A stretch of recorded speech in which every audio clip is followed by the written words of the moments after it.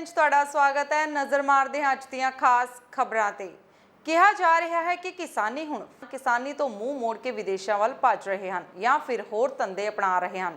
ਇਸੇ ਦਾ ਇੱਕ ਕਾਰਨ ਕਿਸਾਨਾਂ ਦੀ ਫਸਲ ਪ੍ਰਤੀ ਸਰਕਾਰਾਂ ਦੀ ਅਣਦੇਖੀ ਵੀ ਹੈ। ਪਰ ਗੁਰਦਾਸਪੁਰ ਦੇ ਪਿੰਡ ਸੱਲੋਪੁਰ ਦੇ ਰਹਿਣ ਵਾਲੇ ਨੌਜਵਾਨ ਕਿਸਾਨ ਨੇ ਸਾਬਤ ਕਰ ਦਿੱਤਾ ਹੈ ਕਿ ਕਿਸਾਨੀ ਘਾਟੇ ਦਾ ਸੌਦਾ ਨਹੀਂ ਹੈ। ਜੋ ਕਰ ਕਿਸਾਨ ਥੋੜੀ ਸਮਝ ਅਤੇ ਸਬਰ ਵਰਤੇ ਤਾਂ किसानी नाल जुड़े सहायक धंधे अपना के भी लाखां रुपए कमाए जा सकते हैं। पेश है साडी यह खास रिपोर्ट। मेरा नाम कौशल सिंह है। मैं ये काम 2015 च शुरू किया सीगा। ये खेतीबाड़ी जिमें मेरे फादर मेरे ग्रैंडफादर साहब साडा मतलब पिता पुरखी किता है खेतीबाड़ी तो उहदे रिलेटेड कोई काम करन दी मैं सोची सी कि कोई सहायक धंधा भी नाल कीता जा सके, क्योंकि एक किसान परिवार दीयां लोड़ां ही नहीं पूरीआं हुंदियां किसानी चों। इस करके असीं नाल सहायक धंधे दे वजों असीं गुड़ शक्कर दा काम शुरू कीता सी 2015 च। उदों कितनी लागत नाल काम शुरू कीता सी, क्यों करना पिया काम शुरू? उदों असीं कोई 3 ਤੋਂ 4 ਲੱਖ ਰੁਪਏ ਦੀ ਲਾਗਤ ਦੇ ਨਾਲ ਕੰਮ ਸ਼ੁਰੂ ਕੀਤਾ ਸੀ ਤੇ ਕੰਮ ਸ਼ੁਰੂ ਕਰਨ ਦਾ ਜਿਹੜਾ ਮੁੱਖ ਕਾਰਨ ਸੀ ਉਹ ਇਹ ਸੀ ਕਿ ਜੇ ਸ਼ੂਗਰ ਮਿਲਾਂ ਵੱਲੋਂ ਪੇਮੈਂਟਾਂ ਡਿਲੇ ਕਰਨੀਆਂ ਜਾਂ ਸਾਲ ਬਾਅਦ ਦੇਣੀਆਂ, ਇਹ ਮੇਨ ਕਾਰਨ ਸੀ ਸਾਡਾ ਜਿਹੜਾ ਇਹ ਕੰਮ ਸ਼ੁਰੂ ਕਰਨ ਦਾ। ਤੇ ਇੰਨੇ ਜ਼ਿਆਦਾ ਫਰਸਟ੍ਰੇਟ ਹੋ ਚੁੱਕੇ ਸੀ ਕਿ ਅਸੀਂ ਸੋਚਿਆ ਕਿ ਕੁਛ ਨਾ ਕੁਛ ਆਪਣਾ ਕਰ ਲਈਏ ਜਾਂ ਫਸਲ ਹੋਰ ਕੋਈ ਬੀਜ ਲਈਏ, ਕਿਉਂਕਿ ਕਮਾਦ ਦੇ ਚੱਕਰ 'ਚ ਜਾਂ ਕਣਕ ਝੋਨੇ ਦੇ ਫਸਲੀ ਚੱਕਰ ਦੇ ਵਿੱਚ ਤੇ ਕੋਈ ਆਮਦਨ ਵੀ ਕੋਈ ਜ਼ਿਆਦਾ ਨਹੀਂ ਸੀ ਹੋ ਰਹੀ। ਉੱਤੋਂ ਪੇਮੈਂਟ ਡਿਲੇ ਹੋਣ ਦੇ ਕਾਰਨ ਜਿਹੜਾ ਹੈ ਬਹੁਤ ਜ਼ਿਆਦਾ ਨੁਕਸਾਨ ਸਾਨੂੰ ਝੱਲਣਾ ਪੈ ਰਿਹਾ ਸੀਗਾ। ਉਦੋਂ ਫਿਰ ਕੰਮ ਸ਼ੁਰੂ ਕੀਤਾ ਤੇ ਹੁਣ ਕੀ ਹੈਗਾ ਕੰਮ ਦਾ? 2015 'ਚ ਸ਼ੁਰੂ ਕੀਤਾ। ਸਾਨੂੰ ਬਹੁਤ ਜ਼ਿਆਦੀਆਂ ਮਤਲਬ ਔਕੜਾਂ ਦਾ ਜਿਹੜਾ ਸਟਾਰਟਿੰਗ ਦੇ ਵਿੱਚ ਸਾਹਮਣਾ ਕਰਨਾ ਪਿਆ, ਬੜੀਆਂ ਪ੍ਰੋਬਲਮਸ ਆਈਆਂ। ਮੇਰੀ ਐਜੂਕੇਸ਼ਨ ਨਾਲ ਚੱਲਦੀ ਪਈ ਸੀ, ਮੈਂ ਸਟੱਡੀ ਕਰਦਾ ਸੀ ਨਾਲ ਕੰਮ ਕਰਨਾ, ਦੋਵੇਂ ਚੀਜ਼ਾਂ ਨੂੰ ਬੈਲੈਂਸਡ ਕਰਨਾ ਹੀ ਬਹੁਤ ਔਖਾ ਸੀ। ਦੂਜੀ ਚੀਜ਼ ਕਿ ਸਾਡੇ ਪੰਜਾਬ ਦੇ ਵਿੱਚ ਕੋਈ ਇੰਨੇ ਜ਼ਿਆਦਾ ਪ੍ਰੋਸੈਸਿੰਗ ਯੂਨਿਟ ਹੈਗੇ ਨਹੀਂ ਸੀ। ਜਿੰਨੇ ਵੀ ਪ੍ਰੋਸੈਸਿੰਗ ਯੂਨਿਟ ਸੀ ਉਹ ਜਿਹੜੇ ਪ੍ਰਵਾਸੀ ਜਿਹੜੇ ਮਜ਼ਦੂਰ ਆ ਕੇ ਯੂਪੀ ਵਾਲੇ ਉਹ ਪਲਾਂਟ ਲਗਾਉਂਦੇ ਸੀਗੇ ਤੇ ਉਹਨਾਂ ਨੇ ਮਾਰਕੀਟ ਜਿਹੜੀ ਸੀ ਇੰਨੀ ਜ਼ਿਆਦਾ ਰੇਟ ਆਪਣੇ ਘੱਟ ਰੱਖੇ ਹੋਏ ਸੀ। ਅਡਲਟਰੇਸ਼ਨ ਬਹੁਤ ਜ਼ਿਆਦਾ ਸੀ ਇਸ ਕੰਮ ਦੇ ਵਿੱਚ, ਔਰਗਨਾਈਜ਼ਡ ਧੰਦਾ ਹੀ ਹੈ ਨਹੀਂ ਸੀ। ਉਹ ਸ਼ੂਗਰ ਕੇਨ ਵੀ ਜਿਹੜੇ ਕਿਸਾਨਾਂ ਕੋਲੋਂ 150 ਰੁਪਏ ਸਸਤਾ ਖਰੀਦ ਲੈਂਦੇ ਸੀ ਕੈਸ਼ ਪੇਮੈਂਟ ਦੇ ਕੇ। ਸੋ ਇਹ ਸਾਰੀਆਂ ਦਿੱਕਤਾਂ ਦਾ ਸਾਨੂੰ ਸਾਹਮਣਾ ਕਰਨਾ ਪਿਆ। ਸਟਾਰਟਿੰਗ ਦੇ ਵਿੱਚ ਸਾਨੂੰ ਰੇਟ ਨਹੀਂ ਮਿਲਿਆ, ਸਾਡੀ ਕੁਆਲਿਟੀ ਦੀ ਕਦਰ ਨਹੀਂ ਪਈ ਮਾਰਕੀਟ ਦੇ ਵਿੱਚ। ਪਹਿਲੇ ਮਤਲਬ ਜੋ ਸਾਡੇ 2 ਤੋਂ 3 ਸਾਲ ਸੀਗੇ ਉਹਦੇ ਵਿੱਚ ਸਾਡੇ ਆਪਣੇ ਗੰਨੇ ਦੇ ਪੈਸੇ ਵੀ ਪੂਰੇ ਨਹੀਂ ਸੀ ਹੋਏ। ਪੰਜਾਬ ਵਿੱਚ ਆਮ ਆਦਮੀ ਪਾਰਟੀ ਦੀ ਸਰਕਾਰ ਬਣਨ ਤੇ ਗਰੰਟੀ ਦਿੱਤੀ ਗਈ ਸੀ ਕਿ ਪੰਜਾਬ ਵਿੱਚ ਨਸ਼ਾ ਖਤਮ ਕੀਤਾ ਜਾਵੇਗਾ ਤੇ ਨਾਲ ਹੀ ਅਪੀਲ ਕੀਤੀ ਗਈ ਸੀ ਕਿ ਲੋਕ ਨਸ਼ਾ ਤਸਕਰਾਂ ਦੀ ਸੂਚਨਾ ਤੌਰ ਤੇ ਦੇਣ ਤਾਂ ਜੋ ਨਸ਼ਾ ਤਸਕਰਾਂ ਦੇ ਖਿਲਾਫ ਕਾਰਵਾਈ ਹੋ ਸਕੇ। ਪਰ ਫਰੀਦਕੋਟ ਵਿੱਚ ਨਸ਼ਾ ਤਸਕਰਾਂ ਦੇ ਖਿਲਾਫ ਬੋਲਣਾ ਬਹੁਤ ਮਹਿੰਗਾ ਪੈ ਗਿਆ ਜਦੋਂ ਫਰੀਦਕੋਟ ਦੇ ਵਿਧਾਇਕ ਗੁਰਦੀਪ ਸਿੰਘ ਸੇਖੋਂ ਦੀ ਜੱਦੀ ਪਿੰਡ ਮਚਾਕੀ ਖੁਰਦ ਵਿਖੇ ਹੀ ਕਿਸਾਨਾਂ ਵੱਲੋਂ ਤਿਆਰ ਕੀਤੀ ਗਈ ਨਸ਼ਾ ਵਿਰੋਧੀ ਟੀਮ ਮੈਂਬਰਾਂ ਤੇ ਨਸ਼ਾ ਤਸਕਰਾਂ ਵੱਲੋਂ ਹਮਲਾ ਕਰ ਦਿੱਤਾ ਗਿਆ, ਜਿਸ ਵਿੱਚ ਬਚਾਅ ਕਰਨ ਆਈ ਉਸ ਦੀ ਮਾਤਾ ਤੇ ਵੀ ਤੇਜ਼ਧਾਰ ਹਥਿਆਰਾਂ ਨਾਲ ਹਮਲਾ ਕਰ ਦਿੱਤਾ ਗਿਆ, ਜਿਸ ਤੋਂ ਬਾਅਦ ਜ਼ਖਮੀਆਂ ਨੂੰ ਫਰੀਦਕੋਟ ਦੇ ਗੁਰੂ ਗੋਬਿੰਦ ਸਿੰਘ ਮੈਡੀਕਲ ਹਸਪਤਾਲ ਵਿੱਚ ਦਾਖਲ ਕਰਵਾਇਆ ਗਿਆ। ਵੀਰੇ ਪਿੰਡ ਦੇ ਵਿੱਚ ਨਾ 2-3 ਹੈਗੇ ਬੰਦੇ ਜਿਹੜੇ ਨਸ਼ਾ ਪੱਤਾ ਵੇਚਦੇ ਆ। ਉਹਨਾਂ ਬੰਦਿਆਂ ਨੂੰ ਅਸੀਂ ਬਹੁਤ ਰੋਕਣ ਦੀ ਕੋਸ਼ਿਸ਼ ਕੀਤੀ ਹੈ ਪਰ ਉਹ ਰੁਕਦੇ ਨਹੀਂ ਗੇ। ਉਹਨਾਂ ਨੂੰ ਅਸੀਂ ਰੋਕਦੇ ਹਾਂ, ਉਹ ਅੱਗੋਂ ਸਾਨੂੰ ਧਮਕੀਆਂ ਦਿੰਦੇ ਆ। ਮੈਂ 2-3 ਦਿਨ ਪਹਿਲਾਂ ਆਪਣੀ ਦੁਕਾਨ 'ਤੇ ਸੀਗਾ, ਮੇਰੇ ਬਾਰ ਮੂਹਰੇ ਰੁਕ ਕੇ ਉਸ ਬੰਦੇ ਨੇ ਇਹ ਗੱਲ ਕਹੀ, ਮੇਰੇ ਕੋਲੇ ਰਿਵਾਲਵਰ ਹੁੰਦਾ, ਜੇ ਮੇਰੇ 2 ਪੈਗ ਲੱਗੇ ਹੁੰਦੇ ਕਹਿੰਦਾ ਮੈਂ ਇਹਨਾਂ ਨੂੰ ਰਾਤ ਹੀ ਮਾਰ ਦੇਣਾ ਸੀਗਾ। ਅਸੀਂ ਕਿਹਾ ਵੀ ਚੱਲ ਕੋਈ ਗੱਲ ਨਹੀਂ। ਮੈਨੂੰ ਮੇਰੇ ਘਰ ਦੇ ਮੇਰੀ ਵਾਈਫ ਮੈਨੂੰ ਲੈ ਕੇ ਆਈ ਰਸਤੇ 'ਚੋਂ, ਮੈਨੂੰ ਕਹਿੰਦੀ ਵੀ ਤੁਸੀਂ ਇਹਨਾਂ ਨਾਲ ਕਿਉਂ ਬਹਿਸ ਵਸਾਈ ਕਰਦੇ ਆ। ਮੈਂ ਕਿਹਾ ਮੈਂ ਬਹਿਸ ਵਸਾਈ ਕੋਈ ਨਹੀਂ ਕਰਦਾ ਗਾ, ਇਹ ਜਾਣ ਕੇ ਗਲ ਪੈਣ ਵਾਲਾ ਕੰਮ ਕਰਦੇ ਆ। ਉਹ ਪਰ ਡਰਾਉਂਦੇ ਆ ਪਿੰਡ ਦੇ ਵਿੱਚ। ਉਹਨਾਂ ਨੇ ਪਿੰਡ ਦੇ ਵਿੱਚ ਵੋਟਾਂ ਤੋਂ 1 ਦਿਨ ਪਹਿਲਾਂ ਸਾਡੇ ਪਿੰਡ ਹੀ ਐਡੇ ਸ਼ਰੀਫ ਬੰਦੇ ਦੇ ਸੱਟ ਮਾਰੀ, ਹੱਦੋਂ ਵੱਧ। ਉਹ ਬੰਦਾ ਕਦੇ ਕਿਸੇ ਕੁੱਤੇ ਨੂੰ ਡੰਡਾ ਵੀ ਨਹੀਂ ਮਾਰਦਾ, ਉਸ ਬੰਦੇ ਦੇ ਗਲ ਪਏ। ਇਹ ਘਰੇ ਜਾ ਕੇ ਇਹਨਾਂ ਨੇ ਸੱਟ ਮਾਰੀ। ਸੁਬਾਹ ਪੁੱਛਿਆ, ਕਹਿੰਦੇ ਸਾਥੋਂ ਖਾਧੀ ਪੀਤੀ 'ਚ ਗਲਤੀ ਹੋ ਗਈ, ਇਹ ਤਾਂ ਸਾਨੂੰ ਮਾਰ ਦੇਣਗੇ, ਅਸੀਂ ਤਾਂ ਪਿੰਡ ਦੇ ਵਿੱਚ ਹੀ ਰਹਿਣਾ। ਪੁਲਿਸ ਨੂੰ ਬਈ ਬਹੁਤ ਵਾਰੀ ਦੱਸਿਆ, ਗੁਰਦਿੱਤ ਸੇਖੋਂ ਨੂੰ ਵੀ ਬਹੁਤ ਵਾਰੀ ਦੱਸਿਆ। ਸਾਡੇ ਹੀ ਪਿੰਡ ਦੇ ਆਮ ਆਦਮੀ ਪਾਰਟੀ ਦੇ ਬੰਦੇ ਗੁਰਦਿੱਤ ਸੇਖੋਂ ਕੋਲੇ ਲੈ ਕੇ ਆਏ, ਕਹਿੰਦੇ ਵੀ ਇਹ ਬੰਦੇ ਮਾਫੀ ਮੰਗਦੇ ਆ, ਅਸੀਂ ਨਸ਼ਾ ਨਹੀਂ ਵੇਚਦੇ। ਪਰ ਅਸੀਂ ਉਦੋਂ ਬਾਅਦ 2-3 ਵਾਰੀ ਕੋਸ਼ਿਸ਼ ਕੀਤੀ ਫੜਨ ਦੀ, ਅਸੀਂ ਫੜਿਆ ਵੀ। ਅਸੀਂ ਇਹੀ ਪਿੰਡ ਦੀ ਬੇਇੱਜ਼ਤੀ ਹੋਣ ਦੇ ਨਾਤੇ ਸਮਝਦੇ ਹੋਏ ਅਸੀਂ ਚੁੱਪ ਰਹੇ। ਅਸੀਂ ਕਿਹਾ ਵੀ ਨਹੀਂ, ਗਲਤ ਕੰਮ ਨਹੀਂ ਕਰਨਾ ਗਾ। ਪਰ ਅੱਜ ਇਹਨਾਂ ਨੇ ਬਿਲਕੁਲ ਸਿਰੋਂ ਪਾਣੀ ਲਾਤਾ। ਅੱਜ ਸਾਡੇ ਹੀ ਯਾਰ ਦੋਸਤ ਦੇ ਘਰੇ ਜਾ ਕੇ ਉਹਦਾ ਘਰ ਤਾਂ ਖੇਤ ਦੇ ਵਿੱਚ ਆ, ਉਹਦੇ ਪਿੰਡ ਘਰੇ ਆਇਆ ਸੀਗਾ, ਉਹਦੀ ਮਾਤਾ ਦੇ ਸੱਟ ਮਾਰੀ, ਉਂਗਲਾਂ ਵੜਤੀਆਂ, ਉਹਦੇ ਵੀ ਸੱਟਾਂ ਮਾਰੀਆਂ ਮੁੰਡੇ ਦੇ। ਤੇ ਮੈਂ ਤਾਂ ਆਪਣੇ ਰਿਸ਼ਤੇਦਾਰ ਦੀ ਕਿਉਂ ਮਾਰੀਆਂ ਉਹਨਾਂ ਨੇ? ਕਾਰਨ ਕੀ ਸੀਗਾ? ਕਾਰਨ ਇਹ ਸੀਗਾ ਵੀ ਸਾਨੂੰ ਨਸ਼ੇ ਤੋਂ ਰੋਕਦੇ ਕਿਉਂ ਆ? ਅਸੀਂ ਇਹਦਾ ਖੁੱਲ੍ਹਾ ਵੇਚ ਕੇ ਜੋ ਮਰਜ਼ੀ ਕਰਗੇ, ਅਸੀਂ ਰੋਕਦੇ ਨੇ, ਅਸੀਂ ਡੇਲੀ ਪਿੱਛੇ ਜਾਂਦੇ ਆ, ਪੁਲਿਸ ਕੋਈ ਕਾਰਵਾਈ ਨਹੀਂ ਕਰ ਰਹੀ ਫਿਰ? ਕੋਈ ਕੁਛ ਵੀ ਕਾਰਵਾਈ ਨਹੀਂ ਹੋ ਰਹੀਗੀ। ਨਸ਼ਾ ਵਿਕ ਰਿਹਾ? ਹਾਂਜੀ, ਨਸ਼ਾ ਸ਼ਰੇਆਮ ਵਿਕ ਰਿਹਾ ਸਾਡੇ ਪਿੰਡ ਦੇ ਵਿੱਚ, ਸ਼ਰੇਆਮ ਵਿਕ ਰਿਹਾ। ਤੁਹਾਡਾ ਕੀ ਨਾਂ ਜੀ? ਮੇਰਾ ਅੰਮ੍ਰਿਤਪਾਲ ਸਿੰਘ ਫੌਜੀ, ਐਕਸ ਸਰਵਿਸਮੈਨ ਆ ਜੀ ਮੈਂ। ਤੁਸੀਂ ਕੋਈ ਟੀਮ ਬਣਾਈ ਹੋਈ ਹੈ ਨਸ਼ਾ ਵਿਰੋਧੀ? ਹਾਂਜੀ, ਟੀਮ ਬਣਾਈ ਹੋਈ ਆ। ਇਹ ਮੇਰੇ ਤੇ ਬਲੇਮ ਲਾ ਦਿੰਦੇ, ਇਹ ਦਾਰੂ ਪੀਂਦਾ, ਐਂ ਕਰਦਾ, ਜਿਉਂ ਕਰਦਾ। ਮੈਂ ਤਾਂ ਜੀ ਪੀਣਾ, ਮੈਂ ਗਲਤ ਨਹੀਂ ਬੋਲਦਾ ਗਾ, ਮੈਂ 24 ਘੰਟੇ ਕਹਿਣਾ ਮੈਂ ਤਾਂ ਵੀ ਪੀਣਾ ਮੈਂ, ਪਰ ਕਦੇ ਕਿਸੇ ਨੂੰ ਗਲਤ ਨਹੀਂ ਬੋਲਿਆ, ਕਦੇ ਦੇਸੀ ਨਹੀਂ ਬਣਾਈ। ਨਸ਼ਾ ਕਿਹੜਾ ਵਿਕਦਾ ਜ਼ਿਆਦਾਤਰ? ਚਿੱਟਾ ਵਿਕਦਾ ਜੀ, ਸਾਡੇ ਸਰਿੰਜਾਂ ਵਿਕਦੀਆਂ, ਦਵਾਈਆਂ ਵਿਕਦੀਆਂ। ਅਸੀਂ ਫੜ ਕੇ ਵੀ ਫੜਾ ਦਿਆਂਗੇ, ਜੇ ਸਾਡੀ ਪ੍ਰਸ਼ਾਸਨ ਹਮਾਇਤ ਕਰੂਗਾ ਨਾ, ਮੈਂ ਫੜ ਕੇ ਵੀ ਫੜਾ ਦੂੰਗਾ। ਬੰਦੇ ਜਿੱਥੇ ਮਰਜ਼ੀ ਭੱਜ ਜਾਣ, ਮੈਂ ਪੁਲਿਸ ਨੂੰ ਇਹੀ ਗੱਲ ਕਹਿਣਾ, ਮੈਨੂੰ ਨਾਲ ਲੈ ਚੱਲੋ, ਤਿੰਨਾਂ ਦਿਸ਼ਾ 'ਚ ਬੰਦੇ ਛੱਡ ਦਿਓ, ਜੇ ਮੈਂ ਫੜ ਕੇ ਫੜਾ ਦੂੰਗਾ। ਜਿਹੜੀ ਮਰਜ਼ੀ ਦਿਸ਼ਾ ਨੂੰ ਬੰਦੇ ਭੱਜ ਜਾਣ, ਤਿੰਨੇ ਬੰਦੇ ਨਾ ਫੜ ਕੇ ਫੜਾਊਂਗਾ ਤਾਂ ਫਿਰ ਮੈਨੂੰ ਕਹਿ ਦੇਣ ਬਈ ਹਾਂ ਤੂੰ ਤਾਂ ਬਈ ਝੂਠਾ ਬੋਲਦਾ ਸੀਗਾ। ਮੇਰਾ ਜੀ ਮਚਾਕੀ ਖੁਰਦ ਪਿੰਡ ਆ ਜੀ, ਡਿਸਟ੍ਰਿਕਟ ਫਰੀਦਕੋਟ। ਪੰਜਾਬ ਵਿੱਚ ਨਸ਼ੇ ਦਾ ਪ੍ਰਕੋਪ ਜਾਰੀ ਹੈ ਤੇ ਹਰ ਰੋਜ਼ ਨਸ਼ੇ ਦੇ ਕਾਰਨ ਹਾਦਸੇ ਹੋ ਰਹੇ ਹਨ। ਮਾਮਲਾ ਕਪੂਰਥਲਾ ਦੇ ਸੁਲਤਾਨਪੁਰ ਲੋਧੀ ਦਾ ਹੈ, ਜਿੱਥੇ ਰਾਹ ਵਿੱਚ ਜਾਂਦੇ 70 ਸਾਲਾ ਬਜ਼ੁਰਗ ਨੂੰ ਡਰੱਗ ਦਾ ਟੀਕਾ ਲਗਾ ਕੇ ਲੁੱਟਣ ਦੀ ਕੋਸ਼ਿਸ਼ ਕੀਤੀ ਗਈ। ਇਸ ਹਾਦਸੇ ਵਿੱਚ ਪੋਤਾ ਵਾਲ-ਵਾਲ ਬਚ ਗਿਆ। ਤੁਸੀਂ ਸਹਿਜੇ ਹੀ ਨਾਲ ਅੰਦਾਜ਼ਾ ਲਗਾ ਸਕਦੇ ਹੋ ਕਿ ਪੰਜਾਬ ਦੇ ਕੀ ਹਾਲਾਤ ਹਨ, ਪਰ ਸਾਡੀਆਂ ਸਰਕਾਰਾਂ ਕੁਝ ਵੀ ਨਹੀਂ ਕਰ ਰਹੀਆਂ। ਅੰਕਲ ਜੀ, ਕੀ ਘਟਨਾ ਹੋਈ ਤੁਹਾਡੀ? ਕਿੱਥੋਂ ਆ ਰਹੇ ਸੀ ਤੁਸੀਂ? ਮੈਂ ਪੁੱਤਰ ਦੁਕਾਨ ਤੋਂ ਆ ਰਿਹਾ ਸੀ, ਕੋਈ 8:15 ਵਜੇ ਦਾ ਟਾਈਮ ਸੀਗਾ। ਕੋਈ ਅਣਪਛਾਤੇ ਮੁੰਡੇ ਸੀਗੇ, 2 ਜਾਂ 3 ਹੈਗੇ ਸੀਗੇ। ਉਹਨਾਂ ਮੇਰੇ ਬੈਕ ਸਾਈਡ 'ਤੇ ਆਣ ਕੇ ਉਹ ਚਿੱਟੇ ਦੀ ਡੋਜ਼ ਦਾ ਇੰਜੈਕਸ਼ਨ ਲਾਉਣ ਦੀ ਕੋਸ਼ਿਸ਼ ਕੀਤੀ, ਪਰ ਕੁਦਰਤੀ ਰੱਬ ਦੀ ਕਿਰਪਾ ਸੀ ਕਿ ਮੈਂ ਬਚ ਗਿਆ। ਪਰ ਸਾਡੀਆਂ ਸਾਰੇ ਗੌਰਮੈਂਟਾਂ ਕੀ ਕਹਿੰਦੀਆਂ, ਸਾਰੇ ਕਹਿੰਦੇ ਅਸੀਂ ਨਸ਼ਾ ਖਤਮ ਕਰ ਦੇਣਾ। ਇਹ ਤਾਂ ਹੁਣ ਤੁਰੇ ਜਾਂਦੇ ਨਸ਼ਾ ਲਾ ਰਹੇ। ਸੂਈ ਟੁੱਟ ਗਈ ਤੇ ਨੱਪ ਨਹੀਂ ਹੋਇਆ। ਸੂਈ ਟੁੱਟ ਗਈ ਆ, ਉਹ ਵੀ ਮੇਰੇ ਕੋਲ ਆ, ਸਿਰਿੰਜ ਵੀ ਮੇਰੇ ਕੋਲ ਆ, ਮੇਰੇ ਪਿੱਛੇ ਹੈ ਨਾ ਖੂਨ ਦਾ ਨਿਸ਼ਾਨ ਅਜੇ ਵੀ ਹੈਗੇ ਆ, ਪਰ ਮੈਂ ਬਚ ਗਿਆ। ਕੀ ਲੱਗਦਾ ਪੰਜਾਬ ਦੇ ਹਾਲਾਤ ਕਿੱਧਰ ਨੂੰ ਤੁਰ ਰਹੇ ਨੇ? ਕਿ ਤੁਰੇ ਜਾਂਦੇ ਟੀਕੇ ਲਾਉਣ ਲੱਗ ਪਏ? ਇਸ ਤਰ੍ਹਾਂ ਦਾ ਮਾਹੌਲ ਕਦੇ ਦੇਖਿਆ ਸੀ ਪਹਿਲਾਂ?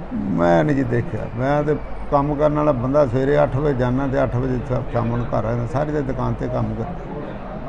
ਨਾਲ ਤੁਹਾਡੇ ਕੌਣ ਸੀ? ਤੇ ਨਾਲ ਮੇਰਾ ਪੋਤਰਾ ਸੀ ਜੀ, ਤੇ ਉਹਦਾ 2 ਮਹੀਨੇ ਪਹਿਲਾਂ ਹੋ ਗਏ। ਮੇਰਾ ਜਵਾਨ ਮੁੰਡਾ ਜਿਹੜਾ ਨਾ, ਉਹਦੀ ਡੈਥ ਹੋ ਗਈ। ਕਿੰਨੇ ਬੱਚੇ ਸੀ ਤੁਹਾਡੇ? ਮੇਰੇ ਇੱਕ ਬੱਚਾ ਉਹਦਾ ਸੀਗਾ ਤੇ ਉਹ ਮੇਰਾ ਬੱਚਾ ਸੀ। ਹੁਣ ਉਹਦਾ ਮੁੰਡਾ ਮੇਰੇ ਕੋਲ ਹੈ, ਇੱਕੋ ਪੋਤਰਾ ਮੇਰਾ ਹੈ। ਕੋਈ ਸ਼ੱਕ ਜਾਂ ਕਿਸ ਤਰ੍ਹਾਂ? ਨਹੀਂ ਜੀ, ਅਣਪਛਾਤੇ ਬੰਦੇ ਆ, ਮੈਂ ਕਿੱਦਾਂ ਕਹਿ ਸਕਦਾ ਜੀ ਮੈਂ ਕਿਸੇ ਨੂੰ ਦੇਖਿਆ। ਟੀਕਾ ਲੱਗਾ ਤਾਂ ਨਹੀਂ? ਜੇਕਰ ਟੀਕਾ ਲੱਗ ਜਾਂਦਾ ਤਾਂ ਬਾਅਦ ਜੀ ਫੇਰ ਗਏ ਸੀਗੇ ਕਿ ਉੱਥੇ ਪੈ ਜਾਣਾ ਨਵੇਂ ਟੀਕਾ ਉਹਨੇ ਲਾਇਆ, ਬਹੁਤ ਜ਼ੋਰ ਦੀ ਖਿੱਚ ਕੇ, ਤੇ ਪਰ ਉਹ ਸਿਰੇ 'ਚ ਟੁੱਟ ਗਈ। ਉਹ ਮੇਰੇ ਕੋਲ ਪ੍ਰੂਫ ਪਿਆ ਜੀ, ਕਹਿੰਦੇ ਉਹ ਮੇਰੇ ਕੋਲ ਪਿਆ। ਜੇ ਬਾਈ ਚਾਂਸ ਲੱਗ ਜਾਂਦਾ ਜੀ, ਫਿਰ ਜੀ ਇਕੱਲੇ ਆਏ ਨਾਨਕਾ ਤੇ ਸੱਦੇ ਉੱਠ ਜਾ ਤੇ ਫਿਰ ਚਲੀ ਜਾਣਾ ਸੀ। ਕੀ ਪ੍ਰਸ਼ਾਸਨ ਨੂੰ ਅਪੀਲ ਕਰਨੀ ਚਾਹੁੰਦੇ? ਪ੍ਰਸ਼ਾਸਨ ਨੂੰ ਤੇ ਅਪੀਲ ਇਹੋ ਕਰਦੇ ਆ ਕਿ ਉਹ ਜਿਹੜਾ ਲੋਕਾਂ ਦੀ ਜਾਨ ਤੇ ਮਾਲ ਦੀ ਹਿਫਾਜ਼ਤ ਕਰੇ। ਜਿਹੜੇ ਅਣਪਛਾਤੇ ਆ ਉਹਨਾਂ ਦੀ ਭਾਲ ਲਈ ਹੁਣ ਤੁਸੀਂ ਕੋਈ ਪੁਲਿਸ ਨੂੰ ਕੰਪਲੇਂਟ? ਮੈਂ ਜੀ ਪੁਲਿਸ ਕੋਲ FIR ਦਰਜ ਕਰਵਾਤੀ ਆ, ਤੇ ਬਾਕੀ ਜਿਹੜੀ ਕਾਰਵਾਈ ਉਹ ਤੇ ਪ੍ਰਸ਼ਾਸਨ ਨੇ ਕਰਨੀ ਹੈ ਜੀ। ਤੇ ਮੈਂ ਇੱਥੇ ਹਸਪਤਾਲ 'ਚ ਐਡਮਿਟ ਹਾਂ। ਸਰਕਾਰਾਂ ਨੌਜਵਾਨਾਂ ਨੂੰ ਰੋਜ਼ਗਾਰ ਦੇਣ ਦੀਆਂ ਵੱਡੀਆਂ ਗੱਲਾਂ ਕਰ ਰਹੀ ਹੈ, ਪਰ ਜ਼ਮੀਨੀ ਹਕੀਕਤ ਕੁਝ ਹੋ ਰਹੀ ਹੈ। ਇਸੇ ਕਰਕੇ ਨੌਜਵਾਨ ਵਿਦੇਸ਼ ਜਾ ਰਹੇ ਹਨ। ਇਸੇ ਤਰ੍ਹਾਂ ਫਿਰੋਜ਼ਪੁਰ ਦੇ ਸੁਖਵਿੰਦਰ ਸਿੰਘ ਨੇ ਆਪਣੇ ਛੋਟੇ ਬੱਚਿਆਂ ਨੂੰ ਰੋਜ਼ਗਾਰ ਲਈ ਮਨੀਲਾ ਭੇਜ ਦਿੱਤਾ ਸੀ, ਪਰ ਉਸਦਾ ਕਤਲ ਕਰਕੇ ਲਾਸ਼ ਸੁਨਸਾਨ ਜਗ੍ਹਾ ਤੇ ਸੁੱਟ ਦਿੱਤੀ ਸੀ ਤੇ ਲਾਸ਼ ਇੰਨੀ ਸੜ ਚੁੱਕੀ ਸੀ ਕਿ ਉਸ ਨੂੰ ਪੰਜਾਬ ਨਹੀਂ ਸੀ ਲਿਆਂਦਾ ਜਾ ਸਕਦਾ। ਇੱਧਰ ਪਰਿਵਾਰ ਦਾ ਰੋ ਕੇ ਬੁਰਾ ਹਾਲ ਹੈ। ਸਿੰਘ ਦੇ ਕੀ ਲੱਗਦੇ ਤੁਸੀਂ? ਸੁਖਜਿੰਦਰ ਦੇ ਅੰਗਰੀ ਮੈਂ ਮਾਤਾ। ਕੀ ਗੱਲਬਾਤ ਹੋਈ ਹੈ? ਕਿਸ ਤਰ੍ਹਾਂ ਇਹ ਜਿਹੜੀ ਘਟਨਾ ਵਾਪਰੀ? ਐਤਵਾਰ ਸਾਡੇ ਨਾਲ ਗੱਲਬਾਤ ਹੋਈ ਹੈ ਤੇ ਸਾਨੂੰ ਕਹਿੰਦਾ ਮੰਮੀ ਏਅਰਪੋਰਟ ਤੋਂ ਵੀਰ ਹਣੀ ਚਾੜ ਬੈਠੇ ਨੇ, ਗੁਰਵਿੰਦਰ ਹਣੀ ਐਤਵਾਰ ਦੇ ਚੜੇ ਤੇ ਐਤਵਾਰ ਦੀ 10 ਵਜੇ ਰਾਤ ਨੂੰ ਸਿੰਗਾਪੁਰ ਫਲਾਈਟ ਉਤਰੀ ਹੈ। ਸਿੰਗਾਪੁਰੋਂ ਫਿਰ 16 ਘੰਟੇ ਦਾ ਸਟੇ ਸੀ। ਉੱਥੋਂ ਫਿਰ ਚੜੇ ਨੇ ਤੇ ਆਪਣੇ ਏਅਰਪੋਰਟ ਤੇ ਅੰਮ੍ਰਿਤਸਰ 11 ਵਜੇ ਉਤਰੇ ਨੇ। 11 ਵਜੇ ਜਦੋਂ ਉਤਰੇ ਨੇ ਤੇ 10:30 ਵਜੇ ਉਤਰੇ ਨੇ। ਨਿਕਲਦਿਆਂ ਨੂੰ 11 ਵੱਜ ਗਏ ਨੇ। ਉੱਥੋਂ ਜਦੋਂ ਬਾਹਰ ਨਿਕਲੇ ਆ ਗੱਡੀ 'ਚ ਅਸੀਂ ਬੈਠੇ, ਅੱਗੋਂ ਲੈਣ ਗਏ ਆ ਗੱਡੀ 'ਚ ਬੈਠਿਆਂ ਬਹਿ ਕੇ ਉਹਨੇ ਸੁਖਜਿੰਦਰ ਸਿੰਘ ਨੂੰ ਮੈਸੇਜ ਕੀਤਾ ਵੀ ਰੋਕ ਕੇ, ਮੈਂ ਠੀਕ ਠਾਕ ਅਸੀਂ ਉੱਤਰ ਬੈਠਿਆ, ਮੰਮੀ ਆਈ ਹੈ, ਡੈਡੀ ਆਇਆ ਹੈ, ਨਾਲ ਅਭਿਜੋਤ ਸਿੰਘ ਵੀ ਕਾਕਾ ਹੁੰਦਾ ਸੀ ਅਭਿਜੋਤ ਸਿੰਘ, ਉਹ ਆਇਆ। ਅੱਗੋਂ ਉਹਨਾਂ ਨੇ ਚੁੱਕਿਆ, ਦੋਸਤਾਂ ਨੂੰ ਕੀਤਾ, ਦੋਸਤਾਂ ਨੇ ਉਸੇ ਵੇਲੇ ਠਾ ਲਿਆ। ਉਹਨਾਂ ਠਾ ਕੇ ਨਾ ਗੁਰਿੰਦਰ ਤੁਸੀਂ ਠੀਕ ਠਾਕ ਪਹੁੰਚ ਗਏ? ਆਂਦੇ ਹਾਂ ਭਾਜੀ ਠੀਕ ਠਾਕ ਪਹੁੰਚ ਗਏ। ਚਲੋ ਠੀਕ ਹੈ। ਵੀ ਕੌਣ ਕੌਣ ਆਏ ਸੀ ਉਹਨਾਂ ਨੇ ਮੈਨੂੰ ਦੱਸਿਆ, ਮੰਮੀ ਆਈ, ਡੈਡੀ ਆਈ, ਨਾਲ ਆਪਣਾ ਭਤੀਜਾ ਆਇਆ ਲੈਣ ਵਾਸਤੇ। ਉੱਥੋਂ ਅਸੀਂ ਜਦੋਂ ਗੱਡੀ 'ਚ ਬੈਠੇ ਹਾਂ ਅਤੇ ਉਹਦੇ ਨਾਲ ਇੰਨੀ ਗੱਲਬਾਤ ਹੋਈ ਹੈ। ਉਹਨੇ ਆਖਿਆ ਸੁਖਜਿੰਦਰ ਨਾਲ ਤੇਰੀ ਗੱਲ ਹੋਈ ਹੈ? ਇਹ ਕਹਿੰਦਾ ਮੇਰੀ ਸੁਬਾ ਉੱਥੇ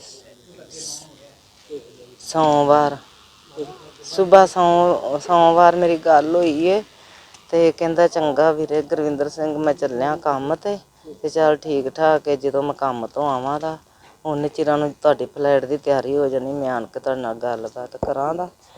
ਅਤੇ ਉੱਥੋਂ ਜਿਸ ਵੇਲੇ ਉੱਧਰ ਦਾ ਜਦੋਂ ਟਾਈਮ ਹੋਇਆ ਅਤੇ ਜਦੋਂ ਫਲੈਟ ਦੀ ਉਡਾਣ ਭਰਨ ਦਾ ਟਾਈਮ ਹੋਇਆ, ਉਸ ਵੇਲੇ ਗੁਰਵਿੰਦਰ ਦੀ ਵਾਈਫ ਨੇ ਵੀ ਲਾਉਂਦੀ ਰਹੀ ਫੋਨ, ਉਹਦਾ ਵੀ ਨਹੀਂ ਲੱਗਾ।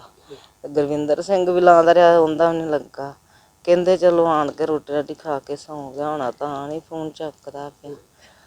ਅਤੇ ਉੱਥੋਂ ਜਦੋਂ ਅਸੀਂ ਵੀ ਅੰਮ੍ਰਿਤਸਰੋਂ ਫਿਰ ਸਾਨੂੰ ਪਤਾ ਲੱਗ ਗਿਆ, ਉਹਨਾਂ ਜਦੋਂ ਇਹਦੇ ਦੋਸਤਾਂ ਨੇ ਕਿਹਾ ਵੀ ਸੁਖਜਿੰਦਰ ਸਿੰਘ ਗੁੰਮ ਹੋ ਗਿਆ, ਉਹ ਲੱਭ ਨਹੀਂ ਰਿਹਾ। ਸਾਨੂੰ ਉੱਥੋਂ ਗੁਰਵਿੰਦਰ ਸਿੰਘ ਨੇ ਨਹੀਂ ਦੱਸਿਆ, ਤਾਂ ਮੈਂ ਦੱਸ ਦਿੱਤਾ ਅਤੇ ਮੈਂ ਮਾਤਾ ਦੇ ਪਿਤਾ ਨੂੰ ਕਿਵੇਂ ਲੈ ਕੇ ਪਿੰਡ ਪਹੁੰਚਾਂ ਦਾ ਰਾਤ ਦਾ ਸਮਾਂ। ਅਸੀਂ ਉੱਥੋਂ ਚੱਲੇ ਹਾਂ, ਰਾਹ 'ਚ ਮੈਨੂੰ ਕਹਿੰਦਾ ਮੰਮੀ ਜੀ ਪਾਣੀ ਦੇ, ਝਟਕ ਪਿੱਛੋਂ ਮੈਥੋਂ ਪਾਣੀ ਲੈ ਲੈ ਕੇ ਪੀਂਦਾ। ਵੈਪ ਹੁੰਦੀ ਜਿਹੜੀ ਕਦੇ ਆਈ ਨਾ ਮੇਰੇ ਮੋਢਿਆਂ 'ਤੇ ਹੁੰਦੀ, ਕਦੇ ਆਈ ਮੇਰੇ ਅੱਗੇ ਹਣ ਪੈਂਦੀ ਹੈ। ਮੈਂ ਕਿਹਾ ਚਲੋ 2 ਦਿਨ ਹੋ ਗਏ ਥੱਕੇ ਹੁੰਦੇ, ਮੈਨੂੰ ਨਹੀਂ ਸੀ ਪਤਾ ਇਹ ਘਟਨਾ ਵਾਪਰੀ ਹੈ। ਜਦੋਂ ਅਸੀਂ 2:30 ਵਜੇ ਘਰ ਇੱਥੇ ਪਹੁੰਚੇ ਹਾਂ ਤੜਕੇ, ਅਤੇ ਆਣ ਕੇ ਕਹਿੰਦਾ ਮੰਮੀ ਆਪਾਂ ਇੱਧਰ ਇਕੱਠੇ ਹੀ ਸੌਂ ਜਾਈਏ ਸਾਰੇ ਇੱਕੇ ਥਾਂ। ਕਹਿੰਦਾ ਡੈਡੀ ਕਹਿੰਦਾ ਚੱਲ ਮੈਂ ਇੱਧਰਲੇ ਕਮਰੇ 'ਚ ਪੈ ਜਾਂਦਾ। ਇਹ ਪਈ ਸੀ ਵੱਡੀ ਹੁੰਦੀ ਭਰਜਾਈ, ਇਹ ਉੱਧਰ ਬੱਚਿਆਂ ਨੂੰ ਲੈ ਕੇ ਪੈਸੇ ਕੋਲ ਇਹਦੇ ਮਾਮੇ ਨਹੀਂ ਆਣ ਕੇ ਵੀ ਸੁੱਤੇ ਸੀ। ਉਸ ਵੇਲੇ ਜੇ 5 ਵਜੇ ਨੇ ਸੁੱਤਾ ਨਹੀਂ, ਕਦੇ ਉੱਠ ਕੇ ਬਹਿ ਜਾਂਦਾ, ਕਦੇ ਪੈ ਜਾਂਦਾ। ਜਦੋਂ 5 ਵਜੇ ਨੇ ਉਸ ਵੇਲੇ ਫੋਨ ਆਇਆ ਹੈ, ਭੱਜ ਕੇ ਬਾਹਰ ਆਣ ਕੇ ਤੇ ਬਹਿ ਕੇ ਤੇ ਫੋਨ ਸੁਣਨ ਲੱਗ ਪਿਆ। ਮੇਰੇ ਕੰਨੀ ਥੋੜ੍ਹੀ ਜਿਹੀ ਆਵਾਜ਼ ਪਈ ਜਾਂਦੀ ਵੀ ਅੱਗੋਂ ਕਹਿੰਦਾ ਵੀ ਅਜੇ ਕੋਈ ਪਤਾ ਲੱਗਾ ਗੱਲ ਦਾ। ਅੱਗੋਂ ਮੈਨੂੰ ਇੰਨੀ ਆਵਾਜ਼ ਕੰਨਾਂ 'ਚ ਪਈ ਵੀ ਅਜੇ ਕੋਈ ਨਹੀਂ ਲੱਗਾ ਪਤਾ ਵੀ ਅਸੀਂ ਭੱਜੇ ਫਿਰਨੇ ਆ। ਮੈਨੂੰ ਨਹੀਂ ਫਿਰ ਵੀ ਨਹੀਂ ਦੱਸ ਰਿਹਾ। ਜਦੋਂ ਨਹੀਂ ਦੱਸਦਾ ਅਤੇ ਉਸ ਵੇਲੇ ਮੈਂ ਕਿਹਾ ਗੁਰਵਿੰਦਰ ਸਿੰਘ ਮੈਨੂੰ ਮੈਂ ਪੁੱਤਰ ਦੱਸ ਦੇ ਸੁਖਜਿੰਦਰ ਸਿੰਘ ਠੀਕ ਹੈ ਵੀ ਕਿਤੇ ਬਿਮਾਰ ਤਾਂ ਨਹੀਂ ਜਿਹੜਾ ਤੂੰ ਕਹਿਣਾ ਪਿਆ। ਮੈਨੂੰ ਜੱਫੇ 'ਚ ਲੈ ਕੇ ਕਹਿੰਦਾ ਮਾਤਾ ਤਗੜਾ ਦਿਲ ਕਰਕੇ ਸੌਣ ਮੇਰੇ ਕੋਲੋਂ, ਅਤੇ ਵੀਰਾ ਨਹੀਂ ਲੱਭ ਰਿਹਾ ਆਂਦਾ। 9:30 ਵਜੇ ਤੋਂ ਲੈ ਕੇ 9:30 ਵਜੇ ਤੱਕ ਉਹਦਾ ਫੋਨ ਚੱਲਿਆ ਹੈ, ਅਤੇ ਉਦੋਂ ਬਾਅਦ 'ਚ ਉਹਦੇ ਫੋਨ ਦਾ ਸੁੱਚ ਆਫ ਹੋ ਗਿਆ ਹੈ। ਉਦੋਂ ਬਾਅਦ 'ਚ ਉੱਧਰ ਜਿਹੜੇ ਹੁੰਦੇ ਬੇਲੀ ਮਿੱਤਰ ਸੀ ਬਹੁਤ ਲੱਭ ਰਹੇ ਨੇ, ਨਹੀਂ ਉਹਨਾਂ ਨੂੰ ਲੱਭਾ। ਉਹਦੇ ਰਾਤ ਉਹਨਾਂ ਇੱਕ ਘਰ ਛੱਡਿਆ, ਉਹਨਾਂ ਨੂੰ ਨਹੀਂ ਕਿਸੇ ਤਰ੍ਹਾਂ ਵੀ। ਪੂਰਾ ਦੇਸ਼ ਬਿਜਲੀ ਸੰਕਟ ਨਾਲ ਜੂਝ ਰਿਹਾ ਹੈ। ਖਾਸ ਕਰਕੇ ਪੰਜਾਬ ਦੇ ਲੋਕੀ ਇਸ ਸੰਤਾਪ ਨੂੰ ਭੁਗਤ ਰਹੇ ਹਨ ਤੇ ਹੁਣ ਛੋਟੇ ਕਾਰੋਬਾਰੀਆਂ ਨੂੰ ਡਰ ਸਤਾਉਣ ਲੱਗਾ ਹੈ ਕਿ ਬਿਜਲੀ ਦੇ ਚਲਦਿਆਂ ਉਹਨਾਂ ਦਾ ਕਾਰੋਬਾਰ ਬਰਬਾਦ ਨਾ ਹੋ ਜਾਵੇ। ਅੱਜ ਸਾਡੀ ਕੈਮਰਾ ਟੀਮ ਨੇ ਉਹਨਾਂ ਛੋਟੇ ਕਾਰੋਬਾਰੀਆਂ ਨਾਲ ਗੱਲਬਾਤ ਕੀਤੀ। ਉਹਨਾਂ ਕਿਹਾ ਕਿ ਪੰਜਾਬ ਵਿੱਚ 12-12 ਘੰਟੇ ਦੇ ਕੱਟ ਲੱਗ ਰਹੇ ਹਨ, ਇਸੇ ਕਰਕੇ ਕਾਰੋਬਾਰ ਠੱਪ ਹੋਏ ਪਏ ਹਨ। ਉਹਨਾਂ ਸਰਕਾਰ ਅੱਗੇ ਮੰਗ ਕੀਤੀ ਕਿ ਉਹਨਾਂ ਨੂੰ ਸਨਅਤ ਨੂੰ ਪੂਰੀ ਬਿਜਲੀ ਦਿੱਤੀ ਜਾਵੇ। ਬਿਜਲੀ ਤਾਂ ਆ ਨਹੀਂ ਰਹੀ ਜੀ, ਸਵੇਰ ਤੋਂ ਦੇਖ ਲਓ ਤੁਸੀਂ ਇੱਥੇ ਬੈਠੇ ਦੇ ਇੱਦਾਂ ਹੀ। ਸਰਕਾਰ ਨੂੰ ਚਾਹੀਦਾ ਕਿ ਰੇਟ ਘਟਾ ਦੇਣ ਬਿਜਲੀ ਫ੍ਰੀ ਕਰਨ ਨਾਲੋਂ, ਅਤੇ 24 ਘੰਟੇ ਬਿਜਲੀ ਦੀ ਸਪਲਾਈ ਹੋਣੀ ਚਾਹੀਦੀ ਹੈ। ਉਹਨਾਂ ਕਾਰੋਬਾਰ 'ਤੇ ਵੀ ਬਹੁਤ ਜ਼ਿਆਦਾ ਅਸਰ ਪੈਂਦਾ। ਹੁਣ ਸਰ ਇਨਵੇਟਰ 'ਤੇ ਕੰਮ ਕੀਤਾ ਜਾ ਰਿਹਾ, ਇਨਵਰਟਰ 'ਤੇ ਹੋ ਰਿਹਾ। ਇਨਵਰਟਰ ਵੀ ਕਿਤੇ ਲਾਈਟ ਆਏਗੀ ਤਾਂ ਚਾਰਜ ਹੋਣਗੇ ਇਨਵਰਟਰ ਵੀ ਜਿਹੜੇ ਆ। ਨਹੀਂ ਚਲੋ ਉਹ ਤਾਂ ਹੈ, ਗੌਰਮੈਂਟ ਨੂੰ ਥੋੜ੍ਹਾ ਜਿਹਾ ਟਾਈਮ ਦੇਣਾ ਚਾਹੀਦਾ ਵਾ। ਉਹਨਾਂ ਨੂੰ ਸਮਝਦੇ ਵੀ ਜਿਹੜਾ ਵਾ ਟਾਈਮ ਲੱਗਣਾ ਗੌਰਮੈਂਟ ਨੂੰ ਵੀ, ਪਰ ਜਿਹੜਾ ਫ੍ਰੀ ਵਾਲਾ ਵਾ ਉਹ ਕੰਮ ਗਲਤ ਆ। ਉਹਦੇ ਨਾਲ ਸਾਰਿਆਂ ਨੂੰ ਇੱਕੋ ਜਿਹਾ ਰੇਟ ਰੱਖੋ। ਦੇਖੋ ਜੀ ਜਿੱਦਾਂ ਪਿੱਛੋਂ ਸੈਂਟਰ ਦਾ ਉਸ ਹਿਸਾਬ ਨਾਲ ਹੀ ਹੈ ਜੋ ਆ, ਉਹਦੇ ਵਿੱਚ ਅਸੀਂ ਕੀ ਕਹਿ ਸਕਦੇ ਹਾਂ। ਤੁਹਾਨੂੰ ਕਿੰਨੀਆਂ ਕੁ ਪਰੇਸ਼ਾਨੀਆਂ ਆ ਰਹੀਆਂ? ਪਰੇਸ਼ਾਨੀ ਤੁਹਾਡੇ ਸਾਹਮਣੇ ਹੀ ਹੈ ਜੀ ਸਾਰਿਆਂ ਨੂੰ। ਇੰਨੀ ਗਰਮੀ ਪੈਂਦੀ ਹੈ, ਕਸਟਮਰ ਕਿੱਥੇ ਖਲੋਂਦਾ ਜੀ। ਕੰਮ ਇਲੈਕਟ੍ਰੋਨਿਕਸ ਰਿਪੇਅਰਿੰਗ ਸਰਵਿਸਿਜ਼ ਦਾ ਹੈ। ਜਿਵੇਂ ਕਿ ਤੁਸੀਂ ਜਾਣਦੇ ਹੋ ਕਿ ਸਾਰਾ ਕੰਮ ਇਲੈਕਟ੍ਰੀਸਿਟੀ 'ਤੇ ਡਿਪੈਂਡ ਕਰਦਾ। ਅਗਰ ਇਲੈਕਟ੍ਰੀਸਿਟੀ ਨਹੀਂ ਹੋਏਗੀ ਤਾਂ ਅਸੀਂ ਕੁਝ ਵੀ ਕਰ ਨਹੀਂ ਸਕਦੇ ਹੈਗੇ। ਇੱਕ ਇਤਨੀ ਗਰਮੀ ਹੈ ਉੱਤੇ ਇੱਥੇ ਬੈਠੇ ਹੋਏ ਆ, ਆਪਾਂ ਆਪਣੀ ਸ਼ੋਪ ਕਲੋਜ਼ ਕਰਕੇ ਵੀ ਨਹੀਂ ਜਾ ਸਕਦੇ। ਕਾਰਜਕਾਰੀ ਦੇਖੋ, ਇਲੈਕਟ੍ਰਿਸਿਟੀ ਪ੍ਰੋਵਾਈਡਿੰਗ ਦਾ ਜਿਹੜਾ ਕੰਮ ਆ ਉਹ ਸਾਡਾ ਆਲਰੇਡੀ ਸਿਸਟਮ ਜੋ ਇੰਸਟਾਲਡ ਹੈ, ਜਿੱਥੇ ਇਲੈਕਟ੍ਰਿਸਿਟੀ ਡਿਵੈਲਪ ਹੁੰਦੀ ਹੈ ਉਹਨਾਂ ਦੇ ਜਿਹੜੀ ਪ੍ਰੀਵੀਅਸ ਜਿਹੜੀਆਂ ਸਰਕਾਰਾਂ ਨੇ ਉਹਨਾਂ ਨੇ ਜੋ ਇੰਸਟਾਲ ਕੀਤਾ ਹੈ ਉਹ ਹੀ ਉਹਦਾ ਨਤੀਜਾ ਭੁਗਤ ਰਹੀਆਂ ਅਸੀਂ ਆਮ ਆਦਮੀ ਪਾਰਟੀ ਨੂੰ ਇਹੀ ਦਰਖਾਸਤ ਕਰਨਾ ਚਾਹੁੰਦੇ ਹਾਂ ਕਿ ਕੋਈ ਇੱਦਾਂ ਦਾ ਸਿਸਟਮ ਕਰ ਦਿੱਤਾ ਜਾਵੇ ਕਿ ਸਾਡੇ ਵਰਕਿੰਗ ਆਵਰ ਦੇ ਵਿੱਚ ਇਲੈਕਟ੍ਰਿਸਿਟੀ ਨਾ ਜਾਵੇ। ਜਿਵੇਂ ਕਿ 9 ਵਜੇ ਤੋਂ ਲੈ ਕੇ 3-4 ਵਜੇ ਤੱਕ ਕਸਟਮਰ ਦਾ ਕੰਮ ਹੁੰਦਾ, ਉੱਥੇ ਇਲੈਕਟ੍ਰਿਸਿਟੀ ਨਾ ਜਾਵੇ। ਕੰਮ ਤੇ ਇੱਕਦਮ ਸਟਾਪ ਹੀ ਹੈ, ਇਲੈਕਟ੍ਰਿਸਿਟੀ ਨਹੀਂ ਹੈ ਤੇ ਸਾਡੇ ਸੋਲਡਰਿੰਗ ਆਇਰਨ ਤੱਕ ਗਰਮ ਨਹੀਂ ਹੋ ਰਹੇ, ਜਿਨ੍ਹਾਂ ਨਾਲ ਅਸੀਂ ਕੰਮ ਕਰਨਾ। ਸਾਡੇ ਟੂਲਸ ਜਿਹੜੇ ਉਹ ਵਰਕਿੰਗ 'ਚ ਨਹੀਂ ਆ। ਇੰਨੀ ਗਰਮੀ 'ਚ ਕੋਈ ਕਸਟਮਰ ਵੀ ਨਹੀਂ ਆਉਂਦਾ ਅਗਰ ਇਲੈਕਟ੍ਰਿਸਿਟੀ ਨਹੀਂ ਹੈ ਤੇ। ਬੀਤੇ ਦਿਨੀ ਰੂਪਨਗਰ ਸਿੱਖਿਆ ਵਿਭਾਗ ਵੱਲੋਂ ਕੀਤੀਆਂ ਤਰੱਕੀਆਂ ਨੂੰ ਲੈ ਕੇ ਅਧਿਆਪਕ ਵਰਗ ਵਿੱਚ ਵੱਡਾ ਰੇੜਕਾ ਪਿਆ ਹੋਇਆ ਸੀ, ਜਿਸ ਨੂੰ ਲੈ ਕੇ ਅੱਜ ਰੂਪਨਗਰ ਜ਼ਿਲ੍ਹਾ ਸਿੱਖਿਆ ਅਫਸਰ ਦੇ ਦਫ਼ਤਰ ਅੱਗੇ ਜਨਰਲ ਵਰਗ ਦੇ ਅਧਿਆਪਕਾਂ ਵੱਲੋਂ ਧਰਨਾ ਦਿੰਦੇ ਹੋਏ ਰੋਸ ਪ੍ਰਦਰਸ਼ਨ ਕੀਤਾ ਗਿਆ, ਜਿੱਥੇ ਜਨਰਲ ਵਰਗ ਦੇ ਅਧਿਆਪਕਾਂ ਵੱਲੋਂ ਜ਼ਿਲ੍ਹਾ ਸਿੱਖਿਆ ਅਫਸਰ ਦੇ ਫੈਸਲੇ ਦਾ ਵਿਰੋਧ ਕੀਤਾ ਜਾ ਰਿਹਾ ਹੈ, ਉੱਥੇ ਹੀ SCBC ਅਧਿਆਪਕਾਂ ਦੇ ਵੱਲੋਂ ਜਨਰਲ ਵਰਗ ਦੇ ਅਧਿਆਪਕਾਂ ਦਾ ਵਿਰੋਧ ਕੀਤਾ ਜਾ ਰਿਹਾ ਹੈ। ਸਰ, ਮੇਰਾ ਨਾਮ ਜਤਿੰਦਰ ਕੁਮਾਰ ਹੈ। ਮੈਂ ਸਰਕਾਰੀ ਪ੍ਰਾਇਮਰੀ ਸਕੂਲ ਬਸੀ ਗੁਜਰਾਂ ਦੇ ਵਿੱਚ ਬਤੌਰ ETT ਅਧਿਆਪਕ ਕੰਮ ਕਰ ਰਿਹਾ। ਸਾਲ 2002 ਤੋਂ ਮੈਂ ਇਸ ਵਿਭਾਗ ਦੇ ਵਿੱਚ ਹਾਂ।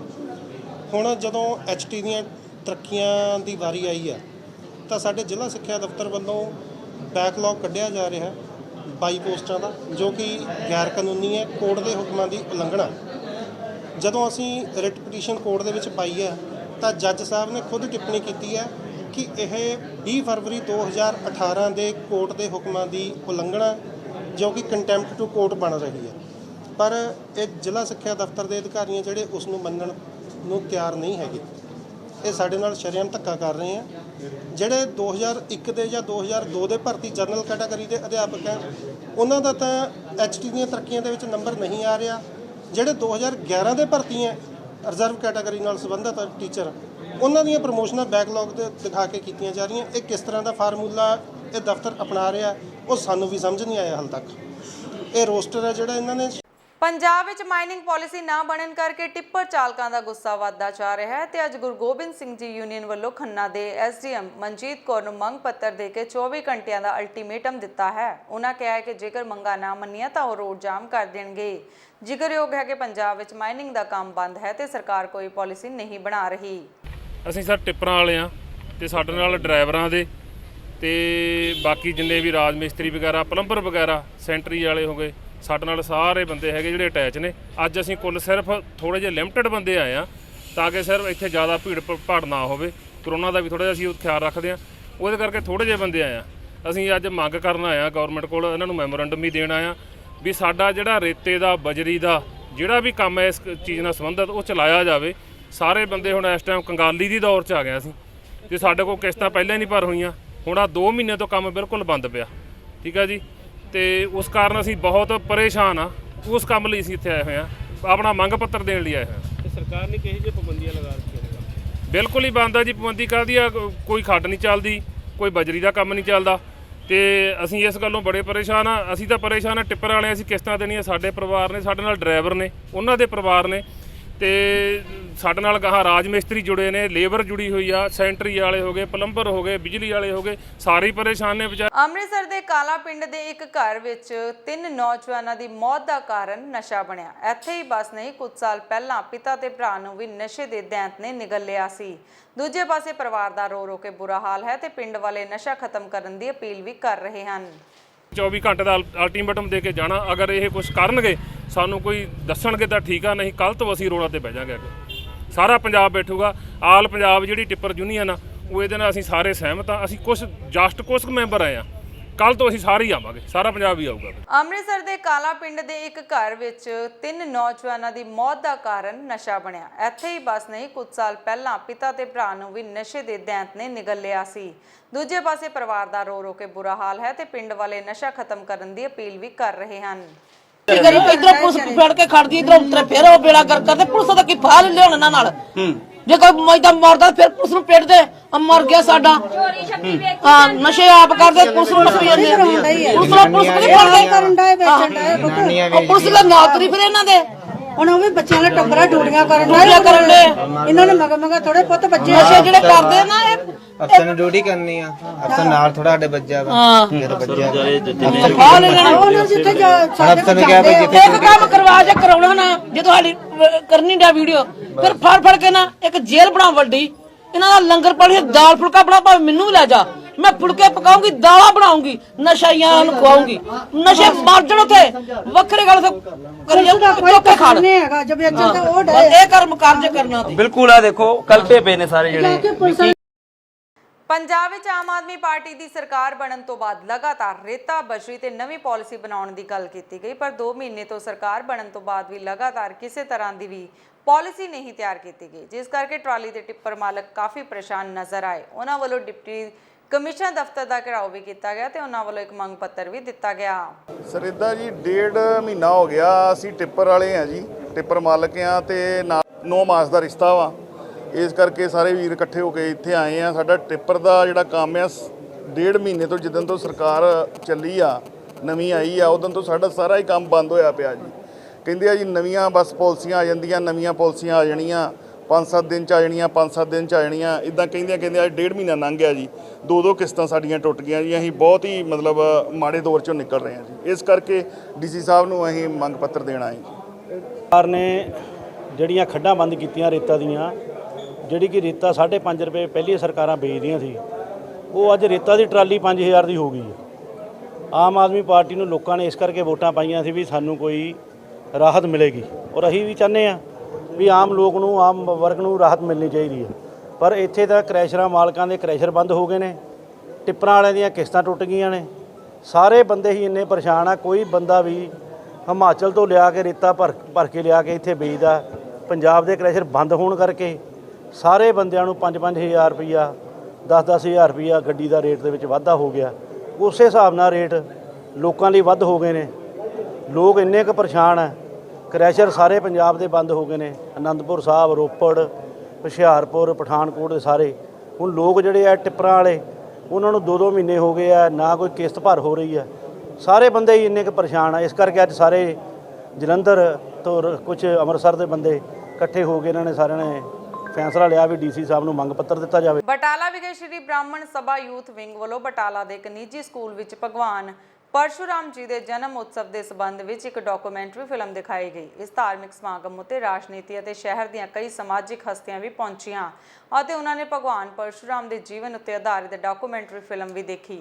ਪਰ ਕਾਂਗਰਸ ਦੇ ਵਿਧਾਇਕ ਬਾਜਵਾ ਨੂੰ ਜਦੋਂ ਭਗਵਾਨ ਦੇ ਜੀਵਨ ਬਾਰੇ ਜੋ ਉਸ ਫਿਲਮ ਵਿੱਚ ਦਿਖਾਇਆ ਗਿਆ ਬਾਰੇ ਪੁੱਛਿਆ ਤਾਂ ਉਹਨਾਂ ਨੇ ਕਿਹਾ, ਮੈਨੂੰ ਇਹਨਾਂ ਬਾਰੇ ਜਾਣਕਾਰੀ ਨਹੀਂ ਹੈ ਕਿ ਅਸੀਂ ਸਮਾਗਮਾਂ ਉੱਤੇ ਆਉਣੇ ਤਾਂ ਜ਼ਰੂਰ ਹਾਂ, ਪਰ ਸਿਰਫ ਇੱਕ ਨੇਤਾ ਬਣ ਕੇ। ਯੂਥ ਵਿੰਗ ਨੂੰ ਅੱਜ ਬਹੁਤ ਵਧਾਈ ਹੈ। ਅੱਜ ਯੂਥ ਵਾਲਿਆਂ ਨੇ ਪਰਸ਼ੂਰਾਮ ਬ੍ਰਾਹਮਣ ਸਭਾ ਵਾਲਿਆਂ ਨੇ ਪਰਸ਼ੂਰਾਮ ਜੀ ਦਾ ਇੱਕ ਜੀਵਨੀ ਤੇ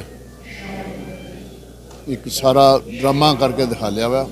ਬਹੁਤ ਵਧੀਆ ਦੇਖਣ ਵਾਲਾ ਸੀ ਤੇ ਇਹ ਸਿਸਟਮ ਚੱਲਦਾ ਰਹਿਣਾ ਚਾਹੀਦਾ, ਕਿਉਂਕਿ ਜਿਹੜੇ ਨੌਜਵਾਨ ਪੀੜ੍ਹੀ ਹੈ ਉਹਨਾਂ ਨੂੰ ਪੁਰਾਣੀ ਜ਼ਿੰਦਗੀ ਦਾ, ਪਰਸ਼ੂਰਾਮ ਜੀ ਦੇ ਪੁਰਾਣੇ ਜੀਵਨ ਬਾਰੇ ਜਿਵੇਂ ਰਮਾਇਣ ਦਿਖਾ ਲਈ ਜਾਂਦੀ, ਜਿਵੇਂ ਰਾਮਲੀਲਾ ਦਿਖਾ ਲਈ ਜਾਂਦੀ ਹੈ, ਤੇ ਨਵੀਂ ਪੋਸ਼ ਨੂੰ ਪੁਰਾਣੀ ਹਿਸਟਰੀ ਦਾ ਪਤਾ ਲੱਗਦਾ। ਇਸ ਤਰ੍ਹਾਂ ਹੀ ਇਹਨਾਂ ਦੇ ਇਸ ਉਪਰਾਲੇ ਨਾਲ ਪਰਸ਼ੂਰਾਮ ਜੀ ਦੀ ਜ਼ਿੰਦਗੀ ਬਾਰੇ ਮੈਨੂੰ ਵੀ ਅੱਜ ਪਤਾ ਲੱਗਾ। ਸੋ ਮੇਰੇ ਵਰਗੇ ਕਈ ਹੋਰ ਹੋਣਗੇ। ਸੋ ਇਹ ਕੰਮ ਵਧੀਆ ਕੀਤਾ ਤੇ ਇਹ ਚੱਲਦਾ ਰਹਿਣਾ ਚਾਹੀਦਾ, ਜਿਹਨਾਂ ਨਾਲ ਸਾਡੀ ਆਉਣ ਵਾਲੀ ਜਨਰੇਸ਼ਨ ਨੂੰ ਪਰਸ਼ੂਰਾਮ ਜੀ ਬਾਰੇ ਪਤਾ ਲੱਗੇਗਾ। ਇਹੋ ਜਿਹੇ ਚੰਗੇ ਜਿਹੜੇ ਗੁਰੂ ਸਾਡੇ ਹੋਏ ਨੇ ਉਹਨਾਂ ਦੀ ਜੀਵਨੀ ਬਾਰੇ ਸਾਨੂੰ ਜਾਣਨਾ ਚਾਹੀਦਾ। ਪਰਸ਼ੂਰਾਮ ਆਪਣੀ ਮਾਂ ਦਾ ਸਿਰ ਕਿਉਂ ਉਤਾਰਦਾ? ਇਹ ਮੈਂ ਪੂਰਾ ਹਿਸਟਰੀ ਨਹੀਂ ਜਾਣਦਾ, ਮੈਨੂੰ ਇਹਦਾ ਨਹੀਂ ਮੈਂ ਸਭਾ ਯੂਥ ਜਿਹੜੀ ਸੰਸਥਾ ਜਿਹੜੀ ਆ ਉਹਨਾਂ ਨੇ ਪ੍ਰੋਗਰਾਮ ਕਰਾਇਆ। ਇਹਦੇ ਨਾਲ ਇੱਕ ਪ੍ਰੇਰਿਤ ਜਿਹੜੀਆਂ ਮੈਂ ਕਹਿ ਸਕਦਾ ਵਾਂ ਵੀ ਇਤਿਹਾਸਕ ਜਿਹੜੀਆਂ ਗੱਲਾਂ ਹੋਈਆਂ ਨੇ ਉਹ ਸਾਡੇ ਆਉਣ ਵਾਲੇ ਬੱਚਿਆਂ ਨੂੰ ਪਤਾ ਹੋਣੀਆਂ ਚਾਹੀਦੀਆਂ। ਬੜਾ ਤਗੜਾ ਉਪਰਾਲਾ ਹੈ ਔਰ ਮੈਨੂੰ ਲੱਗਦਾ ਵੀ ਅੱਜ ਪਹਿਲ ਕਦਮੀ ਜਿਹੜੀ ਆ ਉਹ ਬਟਾਲੇ ਤੋਂ ਹੋਈ ਹੈ ਔਰ ਆਉਣ ਵਾਲੇ ਸਮੇਂ ਨੂੰ। ਬੀਤੇ ਕੱਲ ਮਾਨਸਾ ਦੇ ਪਿੰਡ ਸਮਾਊ ਵਿਖੇ ਉਸ ਸਮੇਂ ਮਾਤਮ ਛਾ ਗਿਆ ਜਦੋਂ ਇੱਕ ਵਿਆਹੁਤਾ ਨੇ 3 ਬੱਚਿਆਂ ਸਮੇਤ ਜ਼ਹਿਰੀਲਾ ਪਦਾਰਥ ਨਿਗਲ ਲਿਆ, ਜਿਸ ਕਾਰਨ ਵਿਆਹੁਤਾ ਤੇ 4 ਸਾਲਾ ਲੜਕੇ ਦੀ ਮੌਤ ਹੋ ਗਈ, ਜਦੋਂ ਕਿ ਉਸ ਦੀਆਂ ਲੜਕੀਆਂ ਇਲਾਜ ਅਧੀਨ ਹਨ। ਮ੍ਰਿਤਕਾ ਦੇ ਪਿਤਾ ਦਾਤਾ ਸਿੰਘ ਨੇ ਦੱਸਿਆ ਹੈ ਕਿ ਉਸ ਦੀ ਲੜਕੀ ਰਮਨਦੀਪ ਕੌਰ ਦਾ ਵਿਆਹ ਲਗਭਗ 11 ਸਾਲ ਪਹਿਲਾਂ ਮੌੜ ਚੜਤ ਸਿੰਘ ਵਾਲਾ ਦੇ ਜੀਵਨ ਸਿੰਘ ਨਾਲ ਹੋਇਆ ਸੀ। ਬੀਤੇ 3-4 ਸਾਲਾਂ ਤੋਂ ਜੀਵਨ ਸਿੰਘ ਉਸ ਦੀ ਲੜਕੀ ਨੂੰ ਤੰਗ ਪਰੇਸ਼ਾਨ ਕਰਦਾ ਸੀ ਤੇ ਹੁਣ ਉਸ ਦੀ ਕੁੱਟਮਾਰ ਕਰਕੇ ਪੇਕੇ ਪਿੰਡ ਵੀ ਤੋੜ ਦਿੱਤਾ, ਜਿਸ ਤੋਂ ਅੱਕ ਕੇ ਰਮਨਦੀਪ ਕੌਰ, ਜਿਸ ਦੀ ਉਮਰ 32 ਸਾਲ ਨੇ, ਆਪਣੇ 3 ਬੱਚਿਆਂ ਸਮੇਤ ਜ਼ਹਿਰੀਲਾ ਪਦਾਰਥ ਨਿਗਲ ਲਿਆ, ਜਿਸ ਨੂੰ ਇਲਾਜ ਲਈ ਸਿਵਲ ਹਸਪਤਾਲ ਮਾਨਸਾ ਲਿਜਾਇਆ ਗਿਆ। ਉੱਥੋਂ ਉਹਨਾਂ ਨੂੰ ਰਜਿੰਦਰਾ ਹਸਪਤਾਲ ਪਟਿਆਲਾ ਵਿਖੇ ਰੈਫਰ ਕਰ ਦਿੱਤਾ ਗਿਆ, ਜਿੱਥੇ ਰਮਨਦੀਪ ਕੌਰ ਤੇ ਉਸਦੇ 4 ਸਾਲਾ ਪੁੱਤਰ ਜਗਮੀਤ ਸਿੰਘ ਦੀ ਮੌਤ ਹੋ ਗਈ ਤੇ ਉਸਦੀ 2 ਲੜਕੀਆਂ ਆਕਾਸ਼ਦੀਪ ਕੌਰ ਤੇ ਸੁਖਮਨਦੀਪ ਕੌਰ ਜ਼ੇਰੇ ਇਲਾਜ ਹਨ। ਜਲੰਧਰ ਦੇ ਥਾਣਾ ਡਿਵੀਜ਼ਨ ਨੰਬਰ 3 ਵੱਲੋਂ ਸੰਨ ਲਗਾ ਕੇ ਚੋਰੀ ਕਰਨ ਵਾਲੇ ਦੋਸ਼ੀ ਹਰਪ੍ਰੀਤ ਸਿੰਘ ਉਰਫ ਹੈਪੀ ਅਤੇ ਚੋਰੀ ਦਾ ਮਾਲ ਖਰੀਦਣ ਵਾਲੇ ਸੁਨਿਆਰੇ ਕੋਲ 2 ਦੁਕਾਨਦਾਰਾਂ ਨੂੰ ਕਾਬੂ ਕਰਕੇ ਉਹਨਾਂ ਪਾਸੋਂ ਚੋਰੀਸ਼ੁਦਾ ਸੋਨਾ ਅਤੇ ਰੁਪਏ, ਨਕਦੀ ਤੇ ਗਹਿਣੇ ਵੇਚ ਕੇ ਹਾਸਲ ਕੀਤੀ ਰਕਮ 4 ਲੱਖ ਰੁਪਏ ਬਰਾਮਦ ਕਰਨ ਵਿੱਚ ਸਫਲਤਾ ਹਾਸਲ ਕੀਤੀ ਗਈ ਹੈ। ਪੁੱਛਗਿੱਛ ਦੌਰਾਨ ਦੋਸ਼ੀ ਨੇ ਦੱਸਿਆ ਹੈ ਕਿ ਉਸਦੇ ਮੁੱਦਈ ਦੇ ਘਰੋਂ ਚੋਰੀ ਕੀਤਾ ਸੋਨਾ ਮਹਿਤਾ ਜੁਐਲਰਸ ਬਾਂਸਾਵਾਲਾ ਬਾਜ਼ਾਰ ਫਗਵਾੜਾ ਵਿਖੇ ਵੇਚ ਦਿੱਤਾ ਸੀ। ਕੁਮਾਰ ਜਿਹੜਾ ਉਹਦੇ ਘਰ 'ਚ ਇੱਕ ਚੋਰੀ ਹੋਈ ਸੀ ਸੈਂਟਰਲ ਟਾਊਨ। ਉਹਦੇ ਚੋਰੀ ਦੇ ਵਿੱਚ ਜਿਹੜਾ ਉਹਦੇ ਘਰ ਦੇ ਵਿੱਚੋਂ ਤਾਲਾ ਤੋੜ ਕੇ, ਕਿਉਂਕਿ ਉਹ ਆਪ ਬਾਹਰ ਗਏ ਹੋਏ ਸੀ, ਉਹਦੇ ਔਰਨਾਮੈਂਟਸ ਤੇ ਪੈਸੇ ਜਿਹੜੇ ਆ ਕੈਸ਼ ਚੋਰੀ ਕਰਕੇ ਲੈ ਗਏ ਸੀ। ਇੱਕ ਅਸੀਂ ਮੁਕੱਦਮਾ ਦਰਜ ਕੀਤਾ ਸੀ 42 ਨੰਬਰ 16/4/2022 ਨੂੰ, ਜਿਹੜਾ ਅਨਨੋਨ ਬੰਦਿਆਂ ਦੇ ਖਿਲਾਫ ਮੁਕੱਦਮਾ ਦਿੱਤਾ। ਇਹਦੇ ਵਿੱਚ DSP north Sukhjinder Singh, SHO 3 number ਤੇ CI ਦੀ ਟੀਮ, ਇਹਨਾਂ ਨੇ ਕਾਫੀ ਮਿਹਨਤ ਕੀਤੀ ਹੈ। ਇਹਦੇ ਵਿੱਚ ਜਿਹੜਾ ਇੱਕ ਬੰਦੇ ਨੂੰ ਜਿਹੜਾ ਨਾਮਜ਼ਦ ਕੀਤਾ, ਜਿਹਦਾ ਨਾਮ ਹਰਪ੍ਰੀਤ ਸਿੰਘ ਉਰਫ ਹੈਪੀ ਹੈ, ਜੋ ਫਗਵਾੜੇ ਦਾ ਰਹਿਣਾ, ਉਹਨੂੰ ਨਾਮਜ਼ਦ ਕਰਨ ਤੋਂ ਬਾਅਦ ਉਹਦੀ ਗ੍ਰਿਫਤਾਰੀ ਪਾਈ। ਗ੍ਰਿਫਤਾਰੀ ਪਾ ਕੇ ਉਹਦੇ ਕੋਲੋਂ ਜਿਹੜਾ ਦੌਰਾਨੇ ਗ੍ਰਿਫਤਾਰੀ 380 ਗ੍ਰਾਮ ਜਿਹੜਾ ਗੋਲਡ ਜਿਹੜਾ ਉਹ ਤੇ ਪਲੱਸ 4 ਲੱਖ ਕੈਸ਼ ਜਿਹੜਾ ਉਸ ਚੋਰੀ 'ਚ ਉਹਨੇ ਉੱਥੋਂ ਚੋਰੀ ਕੀਤਾ ਸੀ, ਉਹ ਰਿਕਵਰ ਕਰਾਇਆ। ਬਟਾਲਾ ਪੁਲਿਸ ਅਧੀਨ ਪੈਂਦੇ ਥਾਣਾ ਘੁਮਾਣ ਦੀ ਪੁਲਿਸ ਨੂੰ ਉਸ ਸਮੇਂ ਵੱਡੀ ਕਾਮਯਾਬੀ ਮਿਲੀ ਜਦੋਂ ਚੋਰੀ ਦੇ 11 ਮੋਟਰਸਾਈਕਲਾਂ ਸਮੇਤ ਚੋਰ ਗਿਰੋਹ ਦੇ 4 ਮੈਂਬਰਾਂ ਨੂੰ ਗ੍ਰਿਫਤਾਰ ਕੀਤਾ ਗਿਆ। ਥਾਣਾ ਘੁਮਾਣ ਦੇ SHO ਚਰਨਜੀਤ ਸਿੰਘ ਨੇ ਪ੍ਰੈਸ ਵਾਰਤਾ ਦੌਰਾਨ ਦੱਸਿਆ ਕਿ 29 ਅਪ੍ਰੈਲ ਨੂੰ ਪੁਲਿਸ ਪਾਰਟੀ ਵੱਲੋਂ ਨਾਕੇਬੰਦੀ ਦੌਰਾਨ 2 ਲੋਕਾਂ ਨੂੰ ਗ੍ਰਿਫਤਾਰ ਕੀਤਾ ਸੀ, ਜਿਨ੍ਹਾਂ ਦੇ ਕੋਲੋਂ ਚੋਰੀ ਦਾ ਮੋਟਰਸਾਈਕਲ ਬਰਾਮਦ ਕੀਤਾ ਗਿਆ ਤੇ ਇਸ ਮਾਮਲੇ ਵਿੱਚ ਕੇਸ ਦਰਜ ਹੋਏ ਹਨ। ਫੜੇ ਗਏ ਆਰੋਪੀਆਂ ਨੂੰ ਰਿਮਾਂਡ ਉੱਤੇ ਲੈ ਕੇ ਤਫਤੀਸ਼ ਦੌਰਾਨ ਉਹਨਾਂ ਕੋਲੋਂ ਵੱਖ-ਵੱਖ ਥਾਵਾਂ ਤੇ ਹੋਰ ਚੋਰੀ ਦੇ ਮੋਟਰਸਾਈਕਲ ਵੀ ਬਰਾਮਦ ਕੀਤੇ ਗਏ। ਇਹ ਸਾਡੇ ਕੋਲ ਚੋਰੀ ਦੇ ਮੋਟਰਸਾਈਕਲ ਵਾਲਾ ਗਰੋਹ ਸੀ। ਮਿਤੀ 29/4/22 ਨੂੰ ਅਸੀਂ ਇੱਕ ਮੁਕੱਦਮਾ ਦਰਜ ਕੀਤਾ 53/22 ਬਰਖਲਾਫ ਹੈਗਾ ਬਚਿੱਤਰ ਸਿੰਘ ਵਾਸੀ ਬਾਬਾ ਬਕਾਲਾ, ਸਰਨਮ ਸੀ ਮਾੜੀ ਪੁੱਛੀਆਂ ਤੇ ਕੁਲਦੀਪ ਸਿੰਘ ਵਾਸੀ ਬਿਆਸ। ਇਹਨਾਂ ਕੋਲ ਆਪਾਂ ਪਹਿਲੇ ਦਿਨ 2 ਮੋਟਰਸਾਈਕਲ ਫੜੇ ਸੀ। ਮੁੜ ਕੇ ਦੌਰਾਨੇ ਰਿਮਾਂਡ ਇਹਨਾਂ ਦੀ ਰਿਕਵਰੀ ਤੋਂ ਆਪਾਂ 11 ਮੋਟਰਸਾਈਕਲ ਟੋਟਲ ਜਿਹੜੇ ਆ ਉਹ ਬਰਾਮਦ ਕਰ ਚੁੱਕੇ ਹਾਂ ਤੇ ਬਾਕੀ ਮੁਕੱਦਮੇ ਤੇ ਤਫਤੀਸ਼ ਜਾਰੀ ਆ। ਕੁਝ ਹੋਰ ਦੋਸ਼ੀ ਵੀ ਗ੍ਰਿਫਤਾਰ ਕਰਨੇ ਪਏ। ਸਰ ਕੁੱਲ ਕਿੰਨੇ ਦੋਸ਼ੀ ਨੇ ਜਿਨ੍ਹਾਂ ਨੇ ਮੋਟਰਸਾਈਕਲ ਚੋਰੀ ਕੀਤੀ? ਉਹਦੇ ਟੋਟਲ ਇਹ 9 ਦੋਸ਼ੀ ਆ। ਕੋਈ ਲੈਣ ਵਾਲਾ ਸੀ, ਕੋਈ ਦੇਣ ਵਾਲਾ ਸੀ ਚੋਰੀ ਕਰਕੇ, ਉਹ ਗ੍ਰਿਫਤਾਰ ਕਰਨੇ ਪਏ। ਬੀਤੇ ਦਿਨੀ ਪਟਿਆਲਾ ਵਿੱਚ ਹੋਈ ਹਿੰਸਾ ਨੂੰ ਲੈ ਕੇ ਵਿਰੋਧੀ ਪਾਰਟੀਆਂ ਦੇ ਵੱਲੋਂ ਪੰਜਾਬ ਦੀ ਆਮ ਆਦਮੀ ਪਾਰਟੀ ਸਰਕਾਰ ਤੇ ਲਗਾਤਾਰ ਸ਼ਬਦੀ ਹਮਲੇ ਕੀਤੇ ਜਾ ਰਹੇ ਹਨ। ਇਸ ਦੇ ਚੱਲਦਿਆਂ ਸ਼੍ਰੋਮਣੀ ਅਕਾਲੀ ਦਲ ਤੋਂ ਸਾਬਕਾ ਸਾਂਸਦ ਪ੍ਰੋਫੈਸਰ ਪ੍ਰੇਮ ਸਿੰਘ ਚੰਦੂਮਾਸ਼ਰਾ ਨੇ ਪਟਿਆਲਾ ਹਿੰਸਾ ਲਈ ਪੰਜਾਬ ਦੀ ਆਮ ਆਦਮੀ ਪਾਰਟੀ ਦੀ ਸਰਕਾਰ ਨੂੰ ਜ਼ਿੰਮੇਵਾਰ ਦੱਸਿਆ ਹੈ। ਚੰਦੂਮਾਸ਼ਰਾ ਨੇ ਪੰਜਾਬ ਦੇ ਮੁੱਖ ਮੰਤਰੀ ਭਗਵੰਤ ਮਾਨ ਤੇ ਦੋਸ਼ ਲਗਾਉਂਦੇ ਹੋਏ ਕਿਹਾ ਹੈ ਕਿ ਪੰਜਾਬ ਦੇ ਮੁੱਖ ਮੰਤਰੀ ਵੱਲੋਂ ਆਪਣੀਆਂ ਨਾਕਾਮੀਆਂ ਛੁਪਾਉਣਾ ਤੇ ਲੋਕਾਂ ਦਾ ਧਿਆਨ ਹਟਾਉਣ ਲਈ ਖੁਦ ਇਸ ਇਨਸਾਨ ਦੇ ਲਈ ਹਵਾ ਦਿੱਤੀ ਹੈ। ਨਹੀਂ, ਮੈਂ ਕਿਹਾ ਵੀ ਜਿਹੜਾ ਐਡਮਿਨਿਸਟ੍ਰੇਸ਼ਨ ਵੱਲੋਂ ਜਿਹੜਾ ਅੱਜ ਬਿਆਨਬਾਜ਼ੀ ਕੀਤੀ ਆ, ਮਾਸਟਰਮਾਈਂਡ ਪਰਵਾਨੇ ਨੂੰ ਗਿਆ ਤੇ ਮਾਸਟਰਮਾਈਂਡ ਦੇ ਜਿਹੜਾ ਸੱਚਾਈ ਆ ਉਹ ਤਾਂ ਇਹ ਆ ਵੀ ਜਿਹਨੇ ਸ਼ੁਰੂ ਕੀਤਾ ਵਿਵਾਦ ਹਰੀਸ਼ ਸਿੰਘਲੇ ਨੇ। ਇੱਥੇ ਤਾਂ ਕੋਈ ਮਾਰਚ ਨਹੀਂ ਸੀ ਨਿਕਲ ਰਿਹਾ ਖਾਲਿਸਤਾਨ ਦਾ, ਇੱਥੇ ਤਾਂ ਕੋਈ ਖਾਲਿਸਤਾਨ ਦੀ ਗੱਲ ਨਹੀਂ ਸੀ ਹੋ ਰਹੀ। ਮਤਲਬ ਉਹਨੇ ਆਪਣੇ ਆਪ ਮਤਲਬ ਵੀ ਵਿਰੋਧ ਦੀ ਗੱਲ ਕਰਕੇ ਵੀ ਅਸੀਂ ਵਿਰੋਧ ਕਰਾਂਗੇ। ਵਿਰੋਧ ਤਾਂ ਉਹਦਾ ਕਰੋ ਜੇ ਕੋਈ ਹੋ ਰਿਹਾ ਹੋਵੇ, ਤੇ ਉਹਨੇ ਬਦੋ-ਬਦੀ ਇਸ਼ੂ ਖੜਾ ਕਰ ਲਿਆ ਤੇ ਫਿਰ ਸਾਬਤ ਹੋ ਗਿਆ ਵੀ ਇਹ ਸਾਰੇ ਵਿਵਾਦ ਦਾ ਜ਼ਿੰਮੇਵਾਰ ਕੌਣ ਆ। ਉਹਦੀ ਕਮਿਊਨਿਟੀ ਨੇ ਕਰਤਾ, ਹਰੀਸ਼ ਸਿੰਘਲੇ ਨੂੰ ਪਾਰਟੀ ਮੰਦਰ ਕਮੇਟੀ ਨੇ ਮਤਲਬ ਕੱਢਤਾ ਤੇ ਉਹਦੇ ਪਾਰਟੀ ਨੇ ਉਹਨੂੰ ਦੋਸ਼ੀ ਠਹਿਰਾ ਕੇ ਉਹਨੂੰ ਐਕਸਪੈਲ ਕਰਤਾ ਤੇ ਉਹਦੀ ਕਮਿਊਨਿਟੀ, ਉਹਦੀ ਪਾਰਟੀ ਉਹਨੂੰ ਦੋਸ਼ੀ ਠਹਿਰਾ ਰਹੀ ਆ। ਪਰ ਐਡਮਿਨਿਸਟ੍ਰੇਸ਼ਨ ਬਰਜਿੰਦਰ ਪਰਵਾਨੇ ਨੂੰ ਮਾਸਟਰਮਾਈਂਡ ਦੱਸੀ ਜਾ ਰਿਹਾ। ਮੈਂ ਇਹੀ ਕਹਿ ਰਿਹਾ ਵੀ ਗਲਤ ਲੋਕਾਂ 'ਤੇ ਜੇ ਕੇਸ ਬਣਾਉਣਗੇ ਤਾਂ ਨਵੇਂ ਵਿਵਾਦ ਖੜ੍ਹੇ ਹੋਣਗੇ ਤੇ ਬਲਦੀ ਦੇ ਤੇਲ ਨਾ ਪਾਉਣ ਐਡਮਿਨਿਸਟ੍ਰੇਸ਼ਨ, ਬਲਕਿ ਐਸੇ ਮਾਹੌਲ ਦੇ ਵਿੱਚ ਸੱਚ ਸਾਹਮਣੇ ਲਿਆਉਣ ਔਰ ਸੱਚ ਲਿਆ ਕੇ ਜਿਹੜੇ ਇਸ ਤਰ੍ਹਾਂ ਦਾ ਮਾਹੌਲ ਪੈਦਾ ਕਰਨ ਵਾਲੇ ਲੋਕ ਆ ਉਹਨਾਂ ਤੱਕ ਹੀ ਸੀਮਿਤ ਰਹਿਣ। ਇਹਨੂੰ ਮਤਲਬ ਜੇ ਪੁਲਿਸ ਦੀ ਫੜੋ-ਫੜੀ ਪੁਲਿਸ ਵੱਲੋਂ ਇਸ ਤਰ੍ਹਾਂ ਦੀ ਜ਼ਿਆਦਤੀ ਹੋਈ ਤਾਂ ਕੁਦਰਤੀ ਤੌਰ ਤੇ ਉਹਦਾ ਰਿਐਕਸ਼ਨ ਹੁੰਦਾ। ਮਜ਼ਦੂਰ ਦਿਵਸ ਦੇ ਮੌਕੇ ਤੇ ਹਥੌੜੇ ਨੂੰ ਫੜਨ ਵਾਲੇ ਹੱਥ ਦੀ ਕਲਾਕ੍ਰਿਤੀ ਤਿਆਰ ਕੀਤੀ ਗਈ ਤੇ ਇੱਕ ਮਜ਼ਦੂਰ ਦੇ ਕੰਮ ਕਰਨ ਵਾਲੇ ਹੱਥ ਦੇ ਵਿੱਚ ਫੜਿਆ ਹਥੌੜੇ ਨੂੰ ਦਰਸਾਉਂਦਾ ਹੈ। ਇਹ ਇੰਸਟਾਲੇਸ਼ਨ ਨਟ ਬੋਲਟ 9 ਪੇਚਾਂ ਵਾਸ਼ਲ ਸੈਂਟਰੀ ਪਾਈਪ ਸਟਾਪਰਸ ਦੀ ਵਰਤੋਂ ਕਰਕੇ ਇੱਕ ਫੈਕਟਰੀ ਤੋਂ ਇਕੱਠੇ ਕੀਤੇ ਗਏ ਜਿਨ੍ਹਾਂ ਨੂੰ ਮਜ਼ਦੂਰਾਂ ਨੇ ਇਸਤੇਮਾਲ ਕੀਤਾ ਹੋਇਆ ਸੀ। ਉਸ ਤੋਂ ਬਾਅਦ ਅੱਜ ਮਜ਼ਦੂਰ ਦਿਵਸ ਤੇ ਇਹ ਕਲਾਕ੍ਰਿਤੀ ਤਿਆਰ ਕੀਤੀ ਗਈ। इंस्टॉलेशन है जिदा कि तुम देख सकते हो कि इस हथ के विच एक हैमर फड़िया है और इस इंस्टॉलेशन के बारे मैं दसना चाहांगा कि यह सारी इंस्टॉलेशन नट बोल्ट स्क्रू किल्लां दे नाल तैयार की गई है जो कि मैं एक फैक्ट्री तो इकट्ठे किए है और इस इंस्टॉलेशन को तैयार करने के लिए मैनू 4 घंटे का समय लगा। धन्यवाद। ਜਲੰਧਰ ਤੋਂ ਇੱਕ ਵੱਡੀ ਖਬਰ ਸਾਹਮਣੇ ਆ ਰਹੀ ਹੈ ਜਿੱਥੇ ਬਾਲਿਗ ਲੜਕੀ ਦੇ ਮੁੰਡੇ ਨੇ ਥਾਣੇ ਵਿੱਚ ਵਿਆਹ ਕਰਵਾ ਲਿਆ ਤੇ ਬਕਾਇਦਾ ਇਸ ਦੀ ਆਗਿਆ ਪੁਲਿਸ ਨੇ ਦਿੱਤੀ।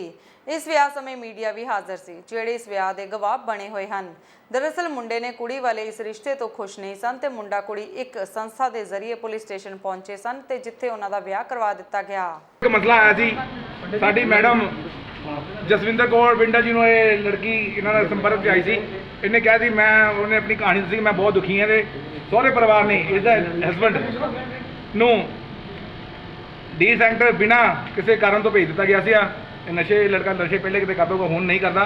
1 ਸਾਲ ਤੋਂ ਬੜੇ ਅੱਛੇ ਰਹਿ ਰਹੇ ਸੀਗੇ ਪਰ ਜਿਹੜੀ ਉਹਦੀ ਲੜਕੇ ਦੀ ਮਾਂ ਸੀ ਉਹ ਬੜੀ ਕਰਪਟ ਸੀਗੀ। ਉਹਨੇ ਹੋਰ ਬਾਅਦ ਬੜਾ ਤਮਾਸ਼ਾ ਲਾਇਆ ਸਾਡਾ ਸੀਪੀ ਸਾਹਿਬ ਦੇ ਆਫਿਸ।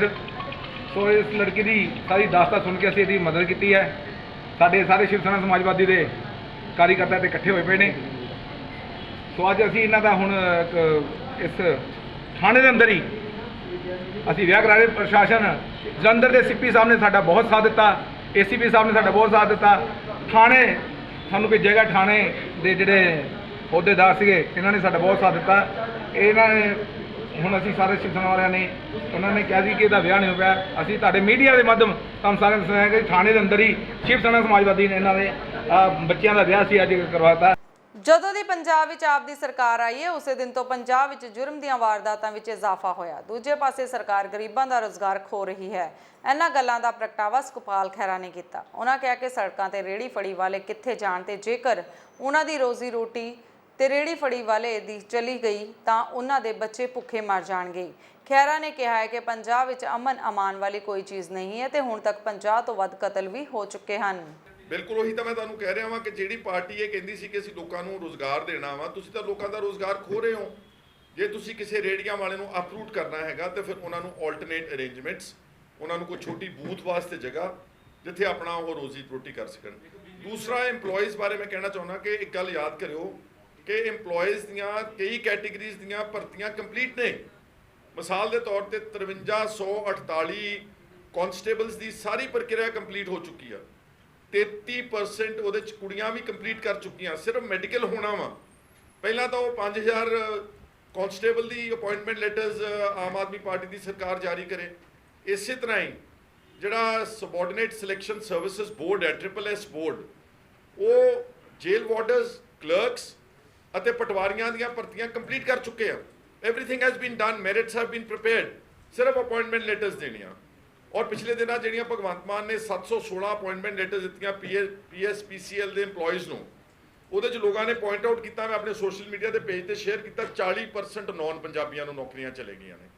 ਹਿਮਾਚਲ ਦੇ, ਹਰਿਆਣੇ ਦੇ ਲੋਕ ਜਿਹੜੇ ਡੋਮਿਸਾਈਲ ਉੱਥੋਂ ਦੇ ਨੇ, ਜਿਹੜੇ ਪੰਜਾਬ ਦੇ ਡੋਮਿਸਾਈਲ ਹੀ ਨਹੀਂ ਗਏ, ਜਿਹੜੇ ਪੰਜਾਬ ਦੀ ਸਿੱਖਿਆ ਵਿਭਾਗ 'ਚੋਂ 10ਵੀਂ 12ਵੀਂ ਨਹੀਂ ਕੀਤੀ, 40% ਨੌਕਰੀਆਂ ਗੈਰ ਪੰਜਾਬੀਆਂ ਨੂੰ ਗਈਆਂ ਨੇ।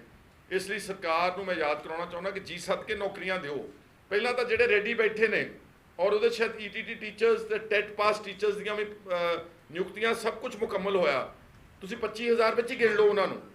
ਉਹ ਜਿਹੜਾ 10-12,000 EMPLOYEES absolutely ready to be given appointment letters, they should be given appointment letters on priority। ਇਹ ਮੇਰਾ ਕਹਿਣਾ। ਬਿਜਲੀ ਦੀ ਤੁਸੀਂ ਗੱਲ ਕਰ ਰਹੇ ਸੀ, ਪਾਰਟੀ ਇਹ ਕਹਿੰਦੀ ਸੀ ਕਿ ਅਸੀਂ ਰੇਹੜੀਆਂ ਵਾਲਿਆਂ ਨੂੰ MLA ਬਣਾਵਾਂਗੇ, ਅਸੀਂ ਪੈਂਚਰਾਂ ਵਾਲਿਆਂ ਨੂੰ MLA ਬਣਾਵਾਂਗੇ। ਪਹਿਲਾਂ ਸਭ ਤੋਂ ਉਹਨਾਂ ਦਾ ਰੋਜ਼ੀ ਰੋਟੀ ਖੋਣ ਤੇ ਇਹ ਆਏ। ਇੰਜਨ ਰੇਹੜੀਆਂ ਬੰਦ ਕਰਤੀਆਂ ਸੀ ਇਹਨਾਂ ਨੇ, ਪਰ ਜਦੋਂ ਦੇਖਿਆ ਕਿ ਪਬਲਿਕ ਓਪੀਨੀਅਨ ਬੜਾ ਉਲਟ ਆਇਆ ਵਾ, ਇਹਨਾਂ ਨੇ ਉਹ ਆਪਣੇ ਹੁਕਮ ਵਾਪਸ ਲਏ ਨੇ। ਮੇਰਾ ਇਹ ਮੰਨਣਾ ਵਾ ਕਿ ਜੇ ਕੋਈ ਵੀ ਇਨਕਰੋਚਮੈਂਟ ਵੀ ਹਟਾਉਣੀ ਆ, ਘੱਟੋ ਘੱਟ ਉਹਨਾਂ ਨੂੰ ਕੋਈ 6 ਮਹੀਨੇ ਸਾਲ ਦਾ ਟਾਈਮ ਤਾਂ ਦਿਓ, ਨੋਟਿਸ ਦਿਓ ਕਿ ਤੁਸੀਂ ਆਪਣੇ ਕੋਈ ਆਲਟਰਨੇਟ ਆਪਣੇ ਰੋਜ਼ਗਾਰ ਦਾ ਪ੍ਰਬੰਧ ਕਰ ਲਓ। ਅਸੀਂ ਤੁਹਾਡੀਆਂ ਰੇੜੀਆਂ ਜਾਂ ਫੜੀਆਂ ਜਿਹੜੀਆਂ ਸੜਕਾਂ ਤੇ ਨਹੀਂ ਲੱਗਣ ਦਿਆਂਗੇ। ਅੱਜ ਜਲੰਧਰ ਦੇ ਸਰਕਟ ਹਾਊਸ ਵਿੱਚ ਭਾਜਪਾ ਜ਼ਿਲ੍ਹਾ ਜਲੰਧਰ ਦੇ ਪ੍ਰਧਾਨ ਅਤੇ ਪੰਜਾਬ ਪ੍ਰਦੇਸ਼ ਦੇ ਮਹਾਮੰਤਰੀ ਸੁਭਾਸ਼ ਸ਼ਰਮਾ ਅੱਜ ਜਲੰਧਰ ਨਗਰ ਨਿਗਮ ਵਿੱਚ ਹੰਗਾਮੀ ਮੀਟਿੰਗ ਕਰਨ ਪਹੁੰਚੇ। ਇਸ ਖਾਸ ਮੌਕੇ ਸਾਬਕਾ ਵਿਧਾਇਕ ਤਿਕਸ਼ਨ ਸੂਦ, ਫਤਿਹ ਚੰਗ ਬਾਜਵਾ ਤੇ ਹੋਰ ਭਾਜਪਾ ਵਰਕਰ ਹਾਜ਼ਰ ਸਨ। ਉਹਨਾਂ ਕਿਹਾ ਕਿ ਨਗਰ ਨਿਗਮ ਦੀਆਂ 80 ਸੀਟਾਂ ਤੇ ਭਾਜਪਾ ਚੋਣ ਲੜੇਗੀ ਤੇ ਉਸ ਦੀ ਰਣਨੀਤੀ ਤਿਆਰ ਕਰਨ ਲਈ ਇਹ ਮੀਟਿੰਗ ਰੱਖੀ ਗਈ ਹੈ। ਆਉਣੇ ਵਾਲੇ ਕਾਰਪੋਰੇਸ਼ਨ ਚੁਣਾਵ ਦੇ ਵਿੱਚ ਇਹ ਸਰਕਾਰ ਜਿਸ ਢੰਗ ਨਾਲ ਚੱਲ ਰਹੀ ਆ, ਲਾਅ ਐਂਡ ਆਰਡਰ ਦੀ ਸਥਿਤੀ ਇਸ ਵੇਲੇ ਬਹੁਤ ਭੈੜੀ ਆ। ਕੱਲ ਪਟਿਆਲੇ ਦੇ ਵਿੱਚ ਹੀ ਸਰਕਾਰ ਦੀ ਔਰ ਪੁਲਿਸ ਐਡਮਿਨਿਸਟ੍ਰੇਸ਼ਨ ਦੀ ਨਾਕਾਮਯਾਬੀ ਕਰਕੇ, ਫੇਲਰ ਕਰਕੇ ਬਹੁਤ ਅਣਸੁਖਾਵੀਆਂ ਘਟਨਾ ਹੋਣ ਤੋਂ ਜਿਹੜੀਆਂ ਉਹ ਬਚਾਅ ਹੋ ਗਿਆ। ਪਰਮਾਤਮਾ ਦੀ ਕਿਰਪਾ ਹੋਈ ਆ, ਮਹਾਮਾਈ ਦੀ ਕਿਰਪਾ ਹੋਈ ਆ, ਵਰਨਾ ਕਸਰ ਕੋਈ ਨਹੀਂ ਸੀ। ਸਰਕਾਰ ਵੱਲੋਂ ਕੋਈ ਘਾਟ ਨਹੀਂ ਸੀ ਔਰ ਸਪਸ਼ਟ ਆ ਕਿ ਪੁਲਿਸ ਪ੍ਰਸ਼ਾਸਨ ਫੇਲ ਹੋਇਆ। ਸਰਕਾਰ ਨੇ ਖੁਦ ਉਹਨਾਂ ਤੇ ਐਕਸ਼ਨ ਲਿਆ। ਸਰਕਾਰ ਤੇ ਐਕਸ਼ਨ ਹੁਣ ਲੈਣ ਦੀ ਜ਼ਿੰਮੇਵਾਰੀ ਪੰਜਾਬ ਦੀ ਜਨਤਾ ਦੀ ਹੈ। ਇਹਨਾਂ ਤੋਂ ਕੁਝ ਸੰਭਲ ਨਹੀਂ ਰਿਹਾ ਹੈ ਸਰਕਾਰ ਤੋਂ। ਹਾਲੇ ਵੀ ਸਿਰਫ ਐਲਾਨਬਾਜ਼ੀ ਹੋ ਰਹੀ ਆ, ਕੋਈ ਠੋਸ ਸਰਕਾਰ ਦੇ ਫੈਸਲੇ ਕੋਈ ਇੰਪਲੀਮੈਂਟ ਨਹੀਂ ਹੋ ਰਹੇ। ਅੱਜ ਸਵੇਰੇ ਕੋਈ ਗੱਲ ਹੁੰਦੀ ਆ, ਸ਼ਾਮ ਨੂੰ ਕੋਈ ਫੈਸਲਾ ਹੁੰਦਾ ਹੈ। ਸੋ ਐਸੀ ਸਥਿਤੀ ਦੇ ਵਿੱਚ ਅਸੀਂ ਕਾਰਪੋਰੇਸ਼ਨ ਚੁਣਾਵ ਲੜਨਾ, ਸਾਡਾ ਕਾਰਜਕਰਤਾ ਸਾਰਾ ਬਹੁਤ ਉਤਸ਼ਾਹ 'ਚ ਆ। ਅੰਮ੍ਰਿਤਸਰ ਦੇ ਵਿਰਾਸਤੀ ਮਾਰਗ ਤੇ ਅੱਜ ਸਵੇਰੇ ਬਵਾਲ ਖੜਾ ਹੋ ਗਿਆ ਜਦੋਂ ਰੁਮਾਲਾ ਸਾਹਿਬ ਦੀ ਬੇਅਦਬੀ ਦਾ ਮਾਮਲਾ ਸਾਹਮਣੇ ਆਇਆ। ਦਰਅਸਲ ਨਗਰ ਨਿਗਮ ਦੀ ਟੀਮ ਇੱਥੇ ਨਜਾਇਜ਼ ਕਬਜ਼ੇ ਹਟਾਉਣ ਲਈ ਆਈ ਸੀ ਤੇ ਉਸ ਸਮੇਂ ਮੁਲਾਜ਼ਮਾਂ ਤੇ ਲੋਕਾਂ ਵਿਚਕਾਰ ਝੜਪ ਹੋ ਗਈ, ਜਿਸ ਦੇ ਚੱਲਦਿਆਂ ਰੁਮਾਲਾ ਸਾਹਿਬ ਦੇ ਥੱਲੇ ਡਿੱਗ ਗਏ। ਫਿਰ ਕੀ ਸੀ, ਸਿੱਖ ਸਮੁਦਾਇ ਦੇ ਲੋਕਾਂ ਨੇ ਜੰਮ ਕੇ ਹੰਗਾਮਾ ਕੀਤਾ ਤੇ ਇਸ ਘਟਨਾ ਤੇ ਰੋਸ ਜ਼ਾਹਿਰ ਕੀਤਾ। ਹਾਂਜੀ ਮੈਡਮ, ਕੀ ਗੱਲ ਹੋਈ ਆ? ਮਾੜਾ ਜਿਹਾ ਦੱਸ ਦਿਓ। ਆ ਜਿਹੜੀ ਬੇਅਦਬੀ ਕਹਿ ਰਹੇ ਆ, ਕੀ ਗੱਲ ਹੋਈ ਆ? ਭਾਜੀ ਇਹਦੀ ਸਾਨੂੰ ਪ੍ਰਸ਼ਾਸਨ ਵੱਲੋਂ ਜੋ ਵੀ ਲੈ ਕੇ ਆਊਗਾ ਅਸੀਂ ਕਾਰਵਾਈ ਕਰਾਂਗੇ। ਜੋ ਨਹੀਂ, ਜੋ ਕੀ ਮਾਮਲਾ ਕੀ ਹੋਇਆ ਸਾਰਾ ਜੀ? ਮਾਮਲਾ ਕੀ ਹੋਇਆ ਮੈਡਮ? ਉੱਥੇ ਬਸ ਰੇੜੀਆਂ ਲੱਗੀਆਂ ਪਈਆਂ ਸੀ, ਪ੍ਰਸ਼ਾਸਨ ਨੇ ਚੁਕਾਈਆਂ ਨੇ ਤੇ ਉਹਦੇ ਵਿੱਚ ਰੁਮਾਲਾ ਸਾਹਿਬ ਸੀਗੇ, ਉਹ ਦੇਖੇ ਨੇ। ਹੁਣ ਜੋ ਵੀ ਪੰਜ ਕਾਰਵਾਈ ਕਰ ਦਾਂਗੇ, ਲਿਖਤੀ ਦੇ ਦਿੰਦੇ ਆ। ਤੇ ਕੀ ਗੱਲ ਹੋਈ ਆ? ਜੀ ਕਾ ਖਾਲਸਾ, ਸ੍ਰੀ ਵਾਹਿਗੁਰੂ ਜੀ ਕੀ ਫਤਿਹ। ਜੀ ਦਾਸ ਬਲਜਿੰਦਰ ਸਿੰਘ, ਆਲ ਇੰਡੀਆ ਸਿੱਖ ਸਟੂਡੈਂਟ ਫੈਡਰੇਸ਼ਨ ਜਥੇਬੰਦੀ ਸਕੱਤਰ, ਸਾਰਾਗੜੀ ਨਿਵਾਸ ਤੋਂ ਮੈਂ ਟੈਕਸੀ ਸ਼ੈਡ ਦਾ ਪ੍ਰਧਾਨ ਆ ਜੀ। ਬਈ ਆ ਜਿਹੜੀ ਇੱਥੇ ਆਹ ਰੋਜ਼ ਗੁੰਡਾਗਰਦੀ ਹੁੰਦੀ ਨੇ ਜੀ, ਆ ਨਗਰ ਨਿਗਮ ਵਾਲਿਆਂ ਦੀ। ਨਗਰ ਨਿਗਮ ਵਾਲੇ ਇੱਕ ਤਾਂ ਪੈਸੇ ਲੈ ਕੇ ਜਾਂਦੇ ਨੇ ਇੱਥੋਂ, ਜਿਹੜੇ ਉਹ ਪ੍ਰਧਾਨ ਜੀ ਦੱਸਣ ਡਏ ਨੇ, ਜਿਹੜੇ ਬੰਦੇ ਦਾ ਨਾਂ ਲੈਣ ਡੇ ਉਹਦੇ ਕੋਲ ਪੈਸੇ ਲੈ ਕੇ ਜਾਂਦੇ ਨੇ। ਦੂਸਰਾ ਅੱਜ ਇਹਨਾਂ ਨੇ ਜ਼ਿਆਦਾ ਹੀ ਜਿਹੜੀ ਰੁਮਾਲਾ ਸਾਹਿਬ ਦੀ ਬੇਅਦਬੀ ਵਾਲੀ ਗੱਲ ਕੀਤੀ ਆ। ਰੁਮਾਲਾ ਸਾਹਿਬ ਥੱਲੇ ਸੁੱਟ ਕੇ ਉੱਤੇ ਪੈਰਾਂ ਨਾਲ, ਜਿਹੜੇ ਸਾਡੇ ਕੋਲ ਵੀਡੀਓ ਹੈਗੀ ਆ। ਸਾਡਾ ਕੋਈ ਇਹਨਾਂ ਨਾਲ ਰੌਲਾ ਨਹੀਂ, ਦੁਸ਼ਮਣੀ ਨਹੀਂ ਸਾਡੀ ਇਹਨਾਂ ਨਾਲ। ਰੋਕੀ ਨੂੰ ਅੱਛਾ, ਉਸ ਕੀ ਚਾਹੁੰਦੇ ਬਾਬਾ ਜੀ? ਆਪਣਾ ਕੀ ਕਾਰਵਾਈ ਕਰਨਾ ਚਾਹੁੰਦੇ? ਕਾਰਵਾਈ ਨਹੀਂ ਕਰਨੀ ਚਾਹੁੰਦੇ। ਜਿਹੜੇ ਬੰਦੇ ਰੁਮਾਲਾ ਸਾਹਿਬ ਦੀ ਬੇਅਦਬੀ ਕੀਤੀ ਆ, ਸਾਨੂੰ ਉਹਨਾਂ ਦਾ ਇਨਸਾਫ ਚਾਹੀਦਾ। ਜਲੰਧਰ ਦੇ ਮਕਸੂਦਾ ਫਲਾਈਓਵਰ ਦੇ ਕੋਲ ਇੱਕ ਟਿੱਪਰ ਰੇਤਾ ਉਤਾਰ ਰਿਹਾ ਸੀ ਤੇ ਉਸ ਸਮੇਂ ਉੱਪਰੋਂ ਦੀ ਲੰਘ ਰਹੀ ਹਾਈ ਵੋਲਟੇਜ ਤਾਰ ਲੱਗਣ ਕਾਰਨ ਨੌਜਵਾਨ ਦੀ ਮੌਤ ਹੋ ਗਈ, ਜਿਸ ਦੀ ਪਹਿਚਾਣ 22 ਸਾਲਾ ਗੁਰਪ੍ਰੀਤ ਸਿੰਘ ਟੋਨੀ ਦੇ ਰੂਪ ਵਿੱਚ ਹੋਈ ਹੈ, ਜਿਹੜਾ ਕਿ ਮੋਤੀ ਨਗਰ ਜਲੰਧਰ ਦਾ ਰਹਿਣ ਵਾਲਾ ਸੀ। ਇੱਕ ਮਜ਼ਦੂਰ ਸੀਗਾ ਗੁਰਪ੍ਰੀਤ ਸਿੰਘ, ਉਮਰ 22 ਸਾਲ ਹੈ। ਟਰੱਕ ਦੇ ਵਿੱਚ, ਟਿੱਪਰ ਦੇ ਵਿੱਚੋਂ ਰੇਤਾ ਲਾ ਰਹੇ ਸੀਗੇ ਮਕਸੂਦਾ ਪੁਲ ਦੇ ਥੱਲੇ। ਉਹ ਰੇਤਾ ਲਾਉਂਦੇ ਉੱਤੇ ਦੀ ਟ੍ਰੇਨ ਦੇਖਿਆ ਨਹੀਂ, ਉਹ ਉੱਪਰ ਜਿਹੜੀ ਉਹਦੀ ਟਿੱਪਰ ਦੇ ਉੱਤੇ ਹਾਈ ਵੋਲਟੇਜ ਦੇ ਵਿੱਚ ਆ ਗਈ ਲਪੇਟ ਦੇ ਵਿੱਚ ਉਹਦੀ ਬੋਡੀ। ਉਹਦੇ ਨਾਲ ਇਹਨੂੰ ਮਜ਼ਦੂਰ ਨੂੰ ਕਰੰਟ ਪੈ ਗਿਆ ਤੇ ਜਿਹਦੇ ਕਰਕੇ ਹੁਣ ਕੀ ਕਰ। ਅੱਜ ਜ਼ਿਲ੍ਹਾ ਗੁਰਦਾਸਪੁਰ ਦੇ ਨਾਲ ਲੱਗਦੇ ਦੀਨਾਨਗਰ ਦੇ ਝੰਡੇ ਚੱਕ ਜੰਮੂ ਅੰਮ੍ਰਿਤਸਰ ਨੈਸ਼ਨਲ ਹਾਈਵੇ ਤੇ ਉਸ ਸਮੇਂ ਮਾਹੌਲ ਤਣਾਅਪੂਰਨ ਹੋ ਗਿਆ ਜਦੋਂ 14 ਸਾਲ ਦੇ ਬੱਚੇ ਦੀ ਲਾਸ਼ ਸੜਕ ਤੇ ਰੱਖ ਕੇ ਪਰਿਵਾਰ ਵਾਲਿਆਂ ਨੇ ਰੋਸ ਪ੍ਰਦਰਸ਼ਨ ਕੀਤਾ। ਪਰਿਵਾਰ ਮੁਤਾਬਿਕ ਬੱਚੇ ਦੇ ਕਤਲ ਦੇ ਮਾਮਲੇ ਵਿੱਚ ਦੋਸ਼ੀਆਂ ਤੇ ਦਫਾ 302 ਦਾ ਮਾਮਲਾ ਦਰਜ ਕੀਤਾ ਹੋਇਆ ਹੈ, ਪਰ ਦੋਸ਼ੀਆਂ ਨੂੰ ਗ੍ਰਿਫਤਾਰ ਨਹੀਂ ਕੀਤਾ ਜਾ ਰਿਹਾ। ਇਸੇ ਰੋਸ ਵਿੱਚ ਅੱਜ ਪਰਿਵਾਰਕ ਮੈਂਬਰਾਂ ਨੇ ਚੱਕਾ ਜਾਮ ਕਰ ਦਿੱਤਾ। ਭਾਜੀ ਕੀ ਘਟਨਾ ਹੋਈ ਹੈ ਸਾਰੀ ਤੇ ਕਿਉਂ ਤੁਸੀਂ ਮਜਬੂਰ ਹੋਏ ਹੋ ਇੱਥੇ ਜਾਮ ਲਾਉਣ ਵਾਸਤੇ? ਸਰ 22 ਤਰੀਕ ਨੂੰ ਬੱਚਾ ਸਕੂਲੋਂ ਪੜ੍ਹ ਕੇ ਆ ਰਿਹਾ ਸੀ, ਉਹਨੂੰ ਰਾਹ 'ਚ ਬੱਚਿਆਂ ਨੇ ਮਾਰਿਆ। ਤਿੰਨਾਂ ਬੱਚਿਆਂ ਨੇ ਉਹਦੇ ਸਿਰ ਦੇ ਵਿੱਚ ਕੋਈ ਸੱਟ ਲਾਈ, ਬਹੁਤ ਜ਼ਿਆਦਾ ਜ਼ਬਰਦਸਤ। ਉਹ ਸੱਟ ਤੋਂ ਬਾਅਦ ਬੱਚੇ ਨੂੰ ਇੱਥੇ ਸਿਵਲ ਹਸਪੀਟਲ ਲਿਆਂਦਾ ਜਾਏਗਾ ਗੁਰਦਾਸਪੁਰ ਤੋਂ ਬਾਅਦ ਉਹਨੂੰ ਉੱਥੇ ਅੰਮ੍ਰਿਤਸਰ ਖੜਿਆ ਗਿਆ। ਅੰਮ੍ਰਿਤਸਰ ਜਾ ਕੇ ਬੱਚੇ ਦੀ ਬਹੁਤ ਹੀ ਜ਼ਿਆਦਾ ਕੰਡੀਸ਼ਨ ਥਾਂ ਤੋਂ ਥਾਂ ਗਈ ਹੈ। ਸਾਨੂੰ ਇਹਨਾਂ ਵੱਲੋਂ ਕੋਈ ਸਰਕਾਰ ਵੱਲੋਂ ਅਜੇ ਤੱਕ ਕੋਈ ਸਾਡੀ ਪੁੱਛ ਪੜਤਾਲ ਨਹੀਂ ਕੀਤੀ ਗਈ। ਬੱਚੇ ਦੀ ਡੈਥ ਹੋ ਚੁੱਕੀ ਆ। ਬੱਚੇ ਦੀ ਡੈਥ ਜਿਹੜੀ 27/28 ਦੀ ਰਾਤ ਨੂੰ ਹੋਈ ਆ। ਉਸ ਤੋਂ ਬਾਅਦ ਸਾਨੂੰ ਪੋਸਟਮਾਰਟਮ ਵਾਸਤੇ ਵੀ ਬੜਾ ਉਹਦੇ ਵਾਸਤੇ ਉਹ ਖੜਨਾ ਪਿਆ ਮੈਡੀਕਲ ਕਾਲਜ ਉੱਥੇ ਅੰਮ੍ਰਿਤਸਰ। ਉੱਥੇ ਖੜ ਕੇ ਉਸ ਤੋਂ ਅਗਲੇ ਦਿਨ ਉਹਦਾ ਪੋਸਟਮਾਰਟਮ ਹੋਇਆ। 28 ਤਰੀਕ ਦੀ ਸਾਡੇ ਇਹਦਾ ਪਰਚਾ ਹੋਇਆ ਵਾ। 302 ਦਾ ਪਰਚਾ ਵਾ, ਅਜੇ ਤੱਕ ਇੱਕ ਵੀ ਉਹਨਾਂ 'ਚੋਂ ਬੰਦਾ ਅਰੈਸਟ ਨਹੀਂ ਕੀਤਾ ਗਿਆ। ਕਾਰਨ ਕੀ ਹੈ ਨਾਲ ਅਰੈਸਟ ਕਰਨ ਦਾ? ਉਹ ਜਿਹੜਾ ਉਹਦਾ ਬੇਟਿਆਂ ਦਾ ਫਾਦਰ ਸਾਹਿਬ ਨੇ, ਉਹਨੇ ਇੱਥੇ ਪੁਲਿਸ ਮਹਿਕਮੇ ਦੇ ਵਿੱਚ ਉਹਨਾਂ ਦੀ ਅਪਰੋਚ ਆ, ਅਸੀਂ ਬਿਨਾਂ ਅਪਰੋਚ ਤੋਂ ਆ, ਸਿਰਫ ਸਾਨੂੰ ਸੰਗਤ ਦਾ ਤੇ ਮੀਡੀਆ ਦਾ ਸਹਿਯੋਗ ਚਾਹੀਦਾ, ਸਾਡੇ ਨਾਲ ਇਨਸਾਫ ਕੀਤਾ ਜਾਵੇ। ਸਾਡਾ ਬੱਚੇ ਦੀ ਡੈਥ ਬਾਦੀ ਪਈ ਆ ਘਰ ਦੇ ਵਿੱਚ, ਅੱਜ ਅਸੀਂ ਅੱਕ ਕੇ ਬੱਚੇ ਨੂੰ ਸੜਕ ਤੇ ਲਿਆਉਣਾ ਡੈਡ ਬਾਡੀ ਦਾ ਸਾਡੇ ਵੱਸ ਵਾਲੀ ਗੱਲ ਨਹੀਂ।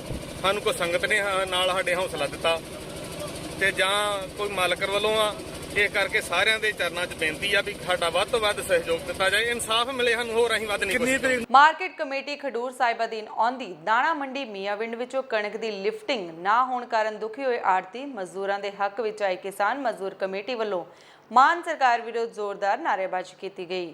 ਇਸ ਮੌਕੇ ਗੱਲਬਾਤ ਕਰਦਿਆਂ ਕਿਸਾਨ ਮਜ਼ਦੂਰ ਸੰਘਰਸ਼ ਕਮੇਟੀ ਦੇ ਜ਼ੋਨ ਪ੍ਰਧਾਨ ਦਿਆਲ ਸਿੰਘ ਮੀਆਂਵਿੰਡ ਨੇ ਕਿਹਾ ਹੈ ਕਿ ਸੱਤਾ ਵਿੱਚ ਆਉਣ ਲਈ ਆਪ ਪਾਰਟੀ ਨੇ ਕਈ ਵਾਅਦੇ ਕਰਕੇ ਲੋਕਾਂ ਨੂੰ ਭਰਮਾ ਕੇ ਵੋਟਾਂ ਲਈਆਂ ਸਨ, ਪਰ ਅਫਸੋਸ ਨਾਲ ਕਹਿਣਾ ਪੈ ਰਿਹਾ ਹੈ ਕਿ ਇਹ ਸਰਕਾਰ ਵੀ ਪਹਿਲੀਆਂ ਸਰਕਾਰਾਂ ਵਾਂਗ ਕੰਮ ਕਰ ਰਹੀ ਹੈ। ਮੈਂ ਕਿਸਾਨ ਮਜ਼ਦੂਰ ਸੰਘਰਸ਼ ਕਮੇਟੀ ਪੰਜਾਬ ਜ਼ਿਲ੍ਹੇ ਦਾ ਆਗੂ ਦਿਆਲ ਸਿੰਘ ਮੀਆਂਵਿੰਡ, ਮੈਂ ਆਪਣੇ ਪੰਜਾਬ ਸਰਕਾਰ ਨੂੰ ਪੁੱਛਣਾ ਚਾਹੁੰਦਾ ਵਾਂ, ਭਗਵੰਤ ਮਾਨ ਜਦੋਂ ਇਹਦੀ ਸਰਕਾਰ ਨੇ ਬੜੇ ਵਾਅਦੇ ਕੀਤੇ, ਸਾਡੀ ਸਰਕਾਰ ਲਿਆਉਣ ਦਿਓ, ਅਸੀਂ ਤੁਹਾਨੂੰ ਕੋਈ ਕਿਸਾਨੋਂ ਦਿੱਕਤ ਨਹੀਂ ਆਉਣ ਦਾਂਗੇ, ਆੜ੍ਹਤੀਆਂ ਨੂੰ ਕੋਈ ਦਿੱਕਤ ਨਹੀਂ ਆਉਣ ਦੇਵਾਂਗੇ। ਪੂਰੇ ਪੰਜਾਬ 'ਚ ਕਣਕ ਦਾ ਵੇਖੋ ਕੀ ਹਾਲਤ ਆ, ਉਸੇ ਤਰ੍ਹਾਂ ਮੰਡੀਆਂ ਪਈ ਆ, ਸਾਡੇ ਤਰਨਤਾਰਨ ਜ਼ਿਲ੍ਹੇ ਸਾਰੀ ਕਣਕ ਅਜੇ ਚੁੱਕਣ ਵਾਲੀ ਪਈ ਆ, ਇਸੇ ਤਰ੍ਹਾਂ ਮੇਰੇ ਪਿੰਡ ਮੀਆਂਵਿੰਡ ਸਾਰੀ ਕਣਕ ਅਜੇ 80,000 90,000 ਬੋਰਾ ਜਿਹੜਾ ਚੁੱਕਣ ਵਾਲਾ ਪਿਆ ਵਾ। ਇਹ ਸਾਰੀ ਜ਼ਿੰਮੇਵਾਰ ਕੌਣ ਵਾ? ਪੰਜਾਬ ਸਰਕਾਰ ਆ, ਜਿਹਨੇ ਸਾਡੇ ਨਾਲ ਵਾਅਦੇ ਕੀਤੇ, ਇਹਦਾ ਕੋਈ ਨੁਕਸਾਨ ਹੋ ਜਾਂਦਾ ਵਾ ਤੇ ਸਾਰੀ ਸਰਕਾਰ ਦੇ ਜ਼ਿੰਮੇ ਪਾਵਾਂਗੇ।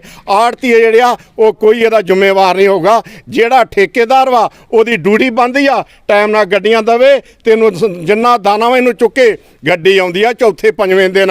ਇੱਕ ਗੱਡੀ ਨੇ ਇੱਥੇ ਕੀ ਬਣਨਾ ਵਾ? ਇੱਥੇ ਲਗਾਤਾਰ ਗੱਡੀਆਂ ਆਉਣੇ ਚਾਹੀਦੀਆਂ, ਫਿਰ ਇਹ ਕਣਕ ਚੁੱਕੀ ਜਾਣੀਆਂ। ਆ ਪ੍ਰਵਾਸੀ ਜਿਹੜੇ ਵੀਰ ਮਜ਼ਦੂਰ ਜਿਹੜੇ ਇੱਥੇ ਆਇਆ, ਜਿੰਨਾ ਕਿ ਇਹਨਾਂ ਪੈਸਾ ਕਮਾਇਆ ਵਾ ਉਹਨਾਂ ਕਿ ਇਹਨਾਂ ਨੇ ਬਹਿ ਕੇ ਖਾ ਲੈਣਾ ਵਾ, ਘਰ ਜਾ ਕੇ ਆਪਣੇ ਪਰਿਵਾਰ ਇਹਨਾਂ ਨੇ ਕਿਸ ਤਰ੍ਹਾਂ ਪਾਲਣੇ ਆ। ਇਸ ਕਰਕੇ ਸਰਕਾਰ ਨੂੰ ਮੈਂ ਚੇਤਾਵਨੀ ਦਿੰਦਾ ਵਾਂ, ਜਲਦੀ ਤੋਂ ਜਲਦੀ ਜਿਹੜਾ ਠੇਕੇਦਾਰ ਤੇ ਉਹਦੇ ਜਿਹੜਾ ਕੱਸ ਕੇ ਉਹਦੇ ਕੰਨ ਤੇ ਕਣਕ ਜਿਹੜੀ ਚੁਕਾਈ ਜਾਏ। ਜੇ ਨਾ ਇਹਨਾਂ ਚੁਕਾਈ ਤੇ ਆਪਣੇ ਜ਼ਿਲ੍ਹੇ ਦੀ ਮੀਟਿੰਗ ਕਰਕੇ ਤੇ ਅਸੀਂ ਕੋਈ ਵੱਡਾ ਐਕਸ਼ਨ ਕਰਾਂਗੇ। ਪਠਾਨਕੋਟ ਦੀ ਕਤਲੋਰ ਵਾਈਲਡ ਲਾਈਫ ਸੈਂਚਰੀ ਵਿੱਚ ਬੰਦੂਕ ਨਾਲ ਸ਼ਿਕਾਰ ਕਰ ਰਹੇ ਸ਼ਿਕਾਰੀਆਂ ਨੂੰ ਜਦੋਂ ਫੜਨ ਦੀ ਕੋਸ਼ਿਸ਼ ਕੀਤੀ ਤਾਂ ਉਹ ਫਰਾਰ ਹੋ ਗਏ। ਇਹ ਸ਼ਿਕਾਰੀ ਸੈਂਚਰੀ ਵਿੱਚ ਫਾਇਰਿੰਗ ਕਰ ਰਹੇ ਸਨ। ਪੁਲਿਸ ਨੇ ਇਹਨਾਂ ਦਾ ਮੋਟਰਸਾਈਕਲ ਕਬਜ਼ੇ ਵਿੱਚ ਲੈ ਕੇ ਅਗਲੇਰੀ ਜਾਂਚ ਸ਼ੁਰੂ ਕਰ ਦਿੱਤੀ ਹੈ। ਜ਼ਿਕਰਯੋਗ ਹੈ ਕਿ ਇਸ ਜੰਗਲ ਵਿੱਚ ਜੰਗਲੀ ਜੀਵਾਂ ਦੀਆਂ ਕਈ ਪ੍ਰਜਾਤੀਆਂ ਰਹਿੰਦੀਆਂ ਹਨ। ਇਹਨਾਂ ਦਾ ਸ਼ਿਕਾਰ ਕਰਨਾ ਕਾਨੂੰਨੀ ਜੁਰਮ ਹੈ। ਕਿੰਨੇ ਦੋਸ਼ੀ ਫੜੇ ਗਏ ਨੇ? ਪਰਸੋਂ ਰਾਤ ਨੂੰ ਖਬਰ ਆਈ ਸੀ ਕਿ ਉੱਥੇ 3 ਸ਼ਾਟ ਫਾਇਰ ਕੀਤੇ ਗਏ ਨੇ। ਇਮੀਡੀਏਟਲੀ ਐਸਐਚਓ ਉੱਥੇ ਅਰੈਸਟ ਕੀਤਾ ਗਿਆ ਸੀ ਕਤਲੌਰ ਵਾਈਲਡ ਲਾਈਫ ਸੈਂਚੁਰੀ 'ਚ, ਤੇ ਉੱਥੇ ਬੰਦੇ ਤਾਂ ਨਹੀਂ ਮਿਲੇ ਤੇ ਮੋਟਰਸਾਈਕਲ ਇੱਕ ਸੀਗਾ ਉਹ ਜ਼ਬਤ ਕਰ ਲਿਆ ਸੀ। ਉਸ ਰਾਤ ਦੀ ਸਰਚ 'ਚ ਕੋਈ ਖੋਲ ਨਹੀਂ ਮਿਲੇ। ਅਗਲੇ ਦਿਨ ਦੀ ਸਰਚ 'ਚ ਜਿਹੜਾ ਖੋਲ ਮਿਲਿਆ ਉਹਨੂੰ ਪੁਲਿਸ ਨੇ ਆਪਣੇ ਕਬਜ਼ੇ 'ਚ ਲਿਆ ਗਿਆ ਤੇ ਬਹੁਤ ਜਲਦੀ ਐਸੇ ਬੰਦੇ ਆਈਡੈਂਟੀਫਾਈ ਕਰਕੇ ਗ੍ਰਿਫਤਾਰੀ ਕੀਤੀ ਜਾਏਗੀ। ਖਡੂਰ ਸਾਹਿਬ ਨੇੜਲੇ ਪਿੰਡ ਹੇਠੀਆਂ ਦਾ ਨੌਜਵਾਨ ਸੁਖਦੇਵ ਸਿੰਘ ਜੋ ਕਿ ਰੋਜ਼ੀ ਰੋਟੀ ਕਮਾਉਣ ਦੀ ਖਾਤਰ ਦੁਬਈ ਵਿਖੇ ਗਿਆ ਸੀ ਤੇ ਪਿਛਲੇ 5 ਸਾਲਾਂ ਤੋਂ ਜੇਲ੍ਹ ਵਿੱਚ ਬੰਦ ਹੈ। ਜਾਣਕਾਰੀ ਦਿੰਦੇ ਹੋਏ ਪਰਿਵਾਰਕ ਮੈਂਬਰਾਂ ਨੇ ਦੱਸਿਆ ਕਿ ਸੁਖਦੇਵ ਸਿੰਘ ਵਿਦੇਸ਼ ਵਿੱਚ ਡਰਾਈਵਰੀ ਕਰਦਾ 2008 ਦਾ ਵਿਦੇਸ਼ ਗਿਆ ਸੀ ਤੇ 2017 ਦਾ ਦੁਬਈ ਆਬੂ ਧਾਬੀ ਵਿੱਚ ਪੁਲਿਸ ਵੱਲੋਂ ਫੜਿਆ ਹੋਇਆ ਹੈ ਅਤੇ ਪੁਲਿਸ ਵੱਲੋਂ ਕੋਈ ਕਾਰਨ ਵੀ ਨਹੀਂ ਦੱਸਿਆ ਜਾ ਰਿਹਾ ਕਿ ਕਿਸ ਲਈ ਉਸ ਨੂੰ ਫੜਿਆ ਗਿਆ। ਪਰਿਵਾਰਕ ਮੈਂਬਰਾਂ ਵੱਲੋਂ ਪੰਜਾਬ ਸਰਕਾਰ ਅਤੇ ਪ੍ਰਸ਼ਾਸਨ ਦੇ ਅਧਿਕਾਰੀਆਂ ਅੱਗੇ ਮਦਦ ਦੀ ਗੁਹਾਰ ਲਗਾਈ ਹੈ ਕਿ ਸੁਖਦੇਵ ਸਿੰਘ ਨੂੰ ਵਿਦੇਸ਼ ਦੀ ਜੇਲ੍ਹ ਵਿੱਚੋਂ ਕਢਵਾ ਕੇ ਪੰਜਾਬ ਲਿਆਉਣ ਵਿੱਚ ਪਰਿਵਾਰ ਦੀ ਮਦਦ ਕੀਤੀ ਜਾਵੇ। ਕੀ ਨਾਂ ਤੁਹਾਡਾ? ਸੁਖਵਿੰਦਰ ਕੌਰ। ਮਾਤਾ ਜੀ ਕੀ ਕਹਾਣੀ ਹੈ ਸਾਰੀ ਜਿਹੜੀ ਤੁਹਾਡਾ ਪੁੱਤਰ ਬਾਹਰ ਫੜਿਆ ਹੋਇਆ ਕਹਿੰਦੇ? ਉੱਥੇ ਵੀ ਡਰਾਈਵਰੀ ਕਰਦਾ ਸੀਗਾ ਤੇ ਪਤਾ ਨਹੀਂ ਲੱਗਾ ਵੀ ਕੀ ਕਾਰਨ ਦੇ ਨਾਲ ਫੜਿਆ ਗਿਆ ਵਾ ਉੱਥੇ। ਹੁਣ ਤੇ ਗੱਲ ਬਹੁਤ ਚਿਰੀ ਕਰਦਾ ਵਾ, ਕਿਤੇ ਕੋਈ ਮੇਰੇ ਨਾਲ ਗੱਲ ਕੋਈ ਘੱਟ ਹੀ ਕਰਦਾ ਵਾ ਵੀ ਐਵੇਂ ਜ਼ਿਆਦਾ ਚਿੰਤਾ ਕਰਕੇ ਤੇ ਕਦੇ ਉੱਥੇ ਕੁਝ ਹੋ ਨਾ ਜਾਵੇ। ਇਹਨੂੰ ਡਰਦਾ ਹੀ ਨਹੀਂ ਕਰਦਾ। ਕੋਈ ਕਾਰਨ ਦੱਸੇਗਾ ਕਿਹੜੀ ਕਾਰਨ ਫੜਿਆ ਗਿਆ ਉਹਨੂੰ? ਇਹ ਕਾਰਨ ਨਹੀਂ ਕੁਝ ਵੀ ਦੱਸਿਆ। ਅੱਛਾ ਜੀ। ਬਸ ਇੱਕ ਦੋ ਗੱਲਾਂ ਕਿਤੇ ਕਰਕੇ ਹਟ ਜਾਂਦਾ ਰਿਹਾ ਵਾ ਤੇ ਹੁਣ ਉਹਨੀ ਵੀ ਨਹੀਂ ਕਰਦਾ। ਕਦੀ ਆਪਣੇ ਸਰਕਾਰ ਦੇ ਕਦੇ ਉੱਚ ਮੰਤਰੀਆਂ ਨਾਲ ਜਾਂ ਕਿਸੇ ਉੱਚ ਅਧਿਕਾਰੀ ਨਾਲ ਕਿਸੇ ਦੇ ਧਿਆਨ 'ਚ ਲਿਆਂਦਾ ਤੁਸੀਂ ਇੱਥੇ ਆਪਣੇ ਭਾਰਤ 'ਚ? ਨਾ ਅਜੇ ਤੱਕ ਅਸੀਂ ਕਿਸੇ ਨੂੰ ਨਹੀਂ ਇਹ ਗੱਲ ਕੀਤੀ। ਮੁੱਖ ਮੰਤਰੀ ਭਗਵੰਤ ਮਾਨ ਕੋਲੋਂ ਤੁਸੀਂ ਕੀ ਮੰਗ ਕਰਨੀ ਚਾਹੁੰਦੇ ਹੋ? ਮੰਗ ਅਸੀਂ ਇਹੋ ਆਨੇ ਆ ਵੀ ਮੁੰਡਾ ਸਾਡਾ ਛੁੱਟ ਜਾਵੇ ਤੇ ਇਹ ਸਾਰਾ ਕੁਝ ਵਿੱਚੇ ਆ ਜਾਵੇ। ਇਹੋ ਸਾਡੀ ਮੰਗ ਵਾ। ਵਿਆਹ ਹੀ ਕਿ ਕੁਆਰਾ ਸੀ? ਨਹੀਂ ਵਿਆਹੁਣ ਵਾਲਾ। ਨੌਜਵਾਨ ਨਸ਼ਿਆਂ ਨੂੰ ਦੂਰ ਰੱਖਣ ਲਈ ਅਤੇ ਸਿਹਤ ਨੂੰ ਤੰਦਰੁਸਤ ਰੱਖਣ ਲਈ ਤਰਨਤਾਰਨ ਦੇ ਸਰਹੱਦੀ ਕਸਬਾ ਚੀਮਾ ਕਲਾਂ ਦੇ ਵਿੱਚ ਓਪਨ ਜਿਮ ਲਗਾਇਆ ਗਿਆ, ਜਿਸ ਦਾ ਉਦਘਾਟਨ ਤਰਨਤਾਰਨ ਦੇ ਵਿਧਾਇਕ ਕਸ਼ਮੀਰ ਸਿੰਘ ਸੋਹਲ, ਸਰਪੰਚ ਸੋਨੂ ਚੀਮਾ ਅਤੇ ਮੋਨੂ ਚੀਮਾ ਵੱਲੋਂ ਕੀਤਾ ਗਿਆ। ਵਿਧਾਇਕ ਕਸ਼ਮੀਰ ਸਿੰਘ ਸੋਹਲ ਨੇ ਕਿਹਾ ਹੈ ਕਿ ਸਰਹੱਦੀ ਪਿੰਡ ਚੀਮਾ ਕਲਾਂ ਵਿੱਚ ਓਪਨ ਜਿਮ ਦੀ ਸ਼ੁਰੂਆਤ ਕੀਤੀ ਗਈ ਹੈ। ਇਸ ਤਰ੍ਹਾਂ ਦੇ ਜੀਵਨ ਬਾਕੀ ਪਿੰਡਾਂ ਵਿੱਚ ਵੀ ਲਗਾਏ ਜਾਣਗੇ ਤਾਂ ਕਿ ਨੌਜਵਾਨ ਨਸ਼ਿਆਂ ਤੋਂ ਦੂਰ ਰਹਿਣ ਅਤੇ ਆਪਣੀ ਸਿਹਤ ਦੇ ਨਾਲ ਖੇਡਾਂ ਵੱਲ ਧਿਆਨ ਦੇਣ। ਦੇਖੋ ਜੀ, ਸਰਹੱਦੀ ਪਿੰਡ ਦੇ ਵਿੱਚ ਪਿੰਡਾਂ ਦੇ ਵਿੱਚ ਖਾਸ ਕਰਕੇ ਜਿਹੜਾ ਨਸ਼ਾ ਜਿਹੜਾ ਉਹ ਬਹੁਤ ਆ, ਨੌਜਵਾਨ ਪੀੜ੍ਹੀ ਨਸ਼ੇ ਦੀ ਦਲਦਲ 'ਚ ਫਸ ਚੁੱਕੀ ਆ। ਸੋ ਨੌਜਵਾਨਾਂ ਨੂੰ ਨਸ਼ੇ ਦੀ ਦਲਦਲ 'ਚੋਂ ਕੱਢ ਕੇ ਖੇਡਾਂ ਵਾਲੇ ਪਾਸੇ ਵੱਲ ਉਤਸ਼ਾਹਿਤ ਕੀਤਾ ਜਾਣਾ ਵਾ, ਰੁਜ਼ਗਾਰ ਦੇ ਮੌਕੇ ਪੈਦਾ ਕੀਤੇ ਜਾਣੇ ਆ। ਸੋ ਅਜਿਹੇ ਜਿਹੜੇ ਆ ਜਿਮ ਆ, ਅਸੀਂ ਹੋਰ ਸਥਾਨਾਂ ਤੇ ਵੀ ਲਾਉਣ ਦੀ ਯਤਨ ਕਰਾਂਗੇ ਤਾਂ ਕਿ ਲੋਕ ਇਹਨਾਂ ਤੋਂ ਜਿਹੜਾ ਫਾਇਦਾ ਉਠਾ ਸਕਣ ਤੇ ਲੋਕਾਂ ਦੀ ਚੰਗੀ ਸਿਹਤ ਹੋਵੇ, ਕਿਉਂਕਿ ਸਿਹਤ ਇੱਕ ਬੜੀ ਵੱਡੀ ਨਿਆਮਤ ਆ। ਜੇ ਬੰਦੇ ਦੀ ਸਿਹਤ ਚੰਗੀ ਆ ਤੇ ਤਦ ਹੀ ਉਹ ਅੱਗੇ ਕੋਈ ਸੋਚ ਸਕਦਾ ਵਾ। ਸੋ ਅਸੀਂ ਕੋਸ਼ਿਸ਼ ਕਰ ਰਹੇ ਹਾਂ ਕਿ ਜਿੱਥੇ ਅਸੀਂ ਨੌਜਵਾਨਾਂ ਨੂੰ ਨਸ਼ਿਆਂ ਚੋਂ ਕੱਢਣਾ ਵਾ, ਉੱਥੇ ਲੋਕਾਂ ਦੀ ਸਿਹਤ ਬਾਰੇ ਵੀ ਖਿਆਲ ਰੱਖਣਾ ਵਾ ਤੇ ਇੱਥੇ ਲੋਕ ਵੀ ਜਿਹੜੇ ਸਾਰੇ ਆਣ ਕੇ ਪਿੰਡ ਦੇ ਇਹਦਾ ਫਾਇਦਾ ਉਠਾ ਸਕਦੇ। ਕਿੰਨੀ ਲਾਗਤ ਨਾਲ ਤਿਆਰ ਹੋਇਆ? ਇਹ 3,90,000 ਲੱਗਾ ਜੀ ਇਹਦੇ ਤੇ ਬਹੁਤ ਵਧੀਆ ਜਗ੍ਹਾ ਦੇ ਉੱਤੇ ਬਣਿਆ ਵਾ, ਸੜਕ ਦੇ ਕਿਨਾਰੇ ਆ, ਖੁੱਲੇ ਥਾਂ ਵਾ ਤਾਂ ਕਿ ਲੋਕ ਇਹਦੇ ਤੋਂ ਫਾਇਦਾ ਉਠਾ ਸਕਣ। ਦੋਸਤੋ, ਇਹ ਸਨ ਸਾਡੀਆਂ ਅੱਜ ਦੀਆਂ ਖਾਸ ਖਬਰਾਂ। ਨਵੀਆਂ ਤੇ ਤਾਜ਼ਾ ਖਬਰਾਂ ਦੇ ਨਾਲ ਤੁਹਾਡੇ ਸਾਹਮਣੇ ਫਿਰ ਤੋਂ ਰੂਬਰੂ ਹੋਵਾਂਗੇ। ਤਦ ਤੱਕ ਲਈ ਮੈਨੂੰ ਯਾਨੀ ਕਿ ਤੇਜਿੰਦਰ ਕੌਰ ਨੂੰ ਦਿਓ ਇਜਾਜ਼ਤ। ਰੱਬ ਰਾਖਾ।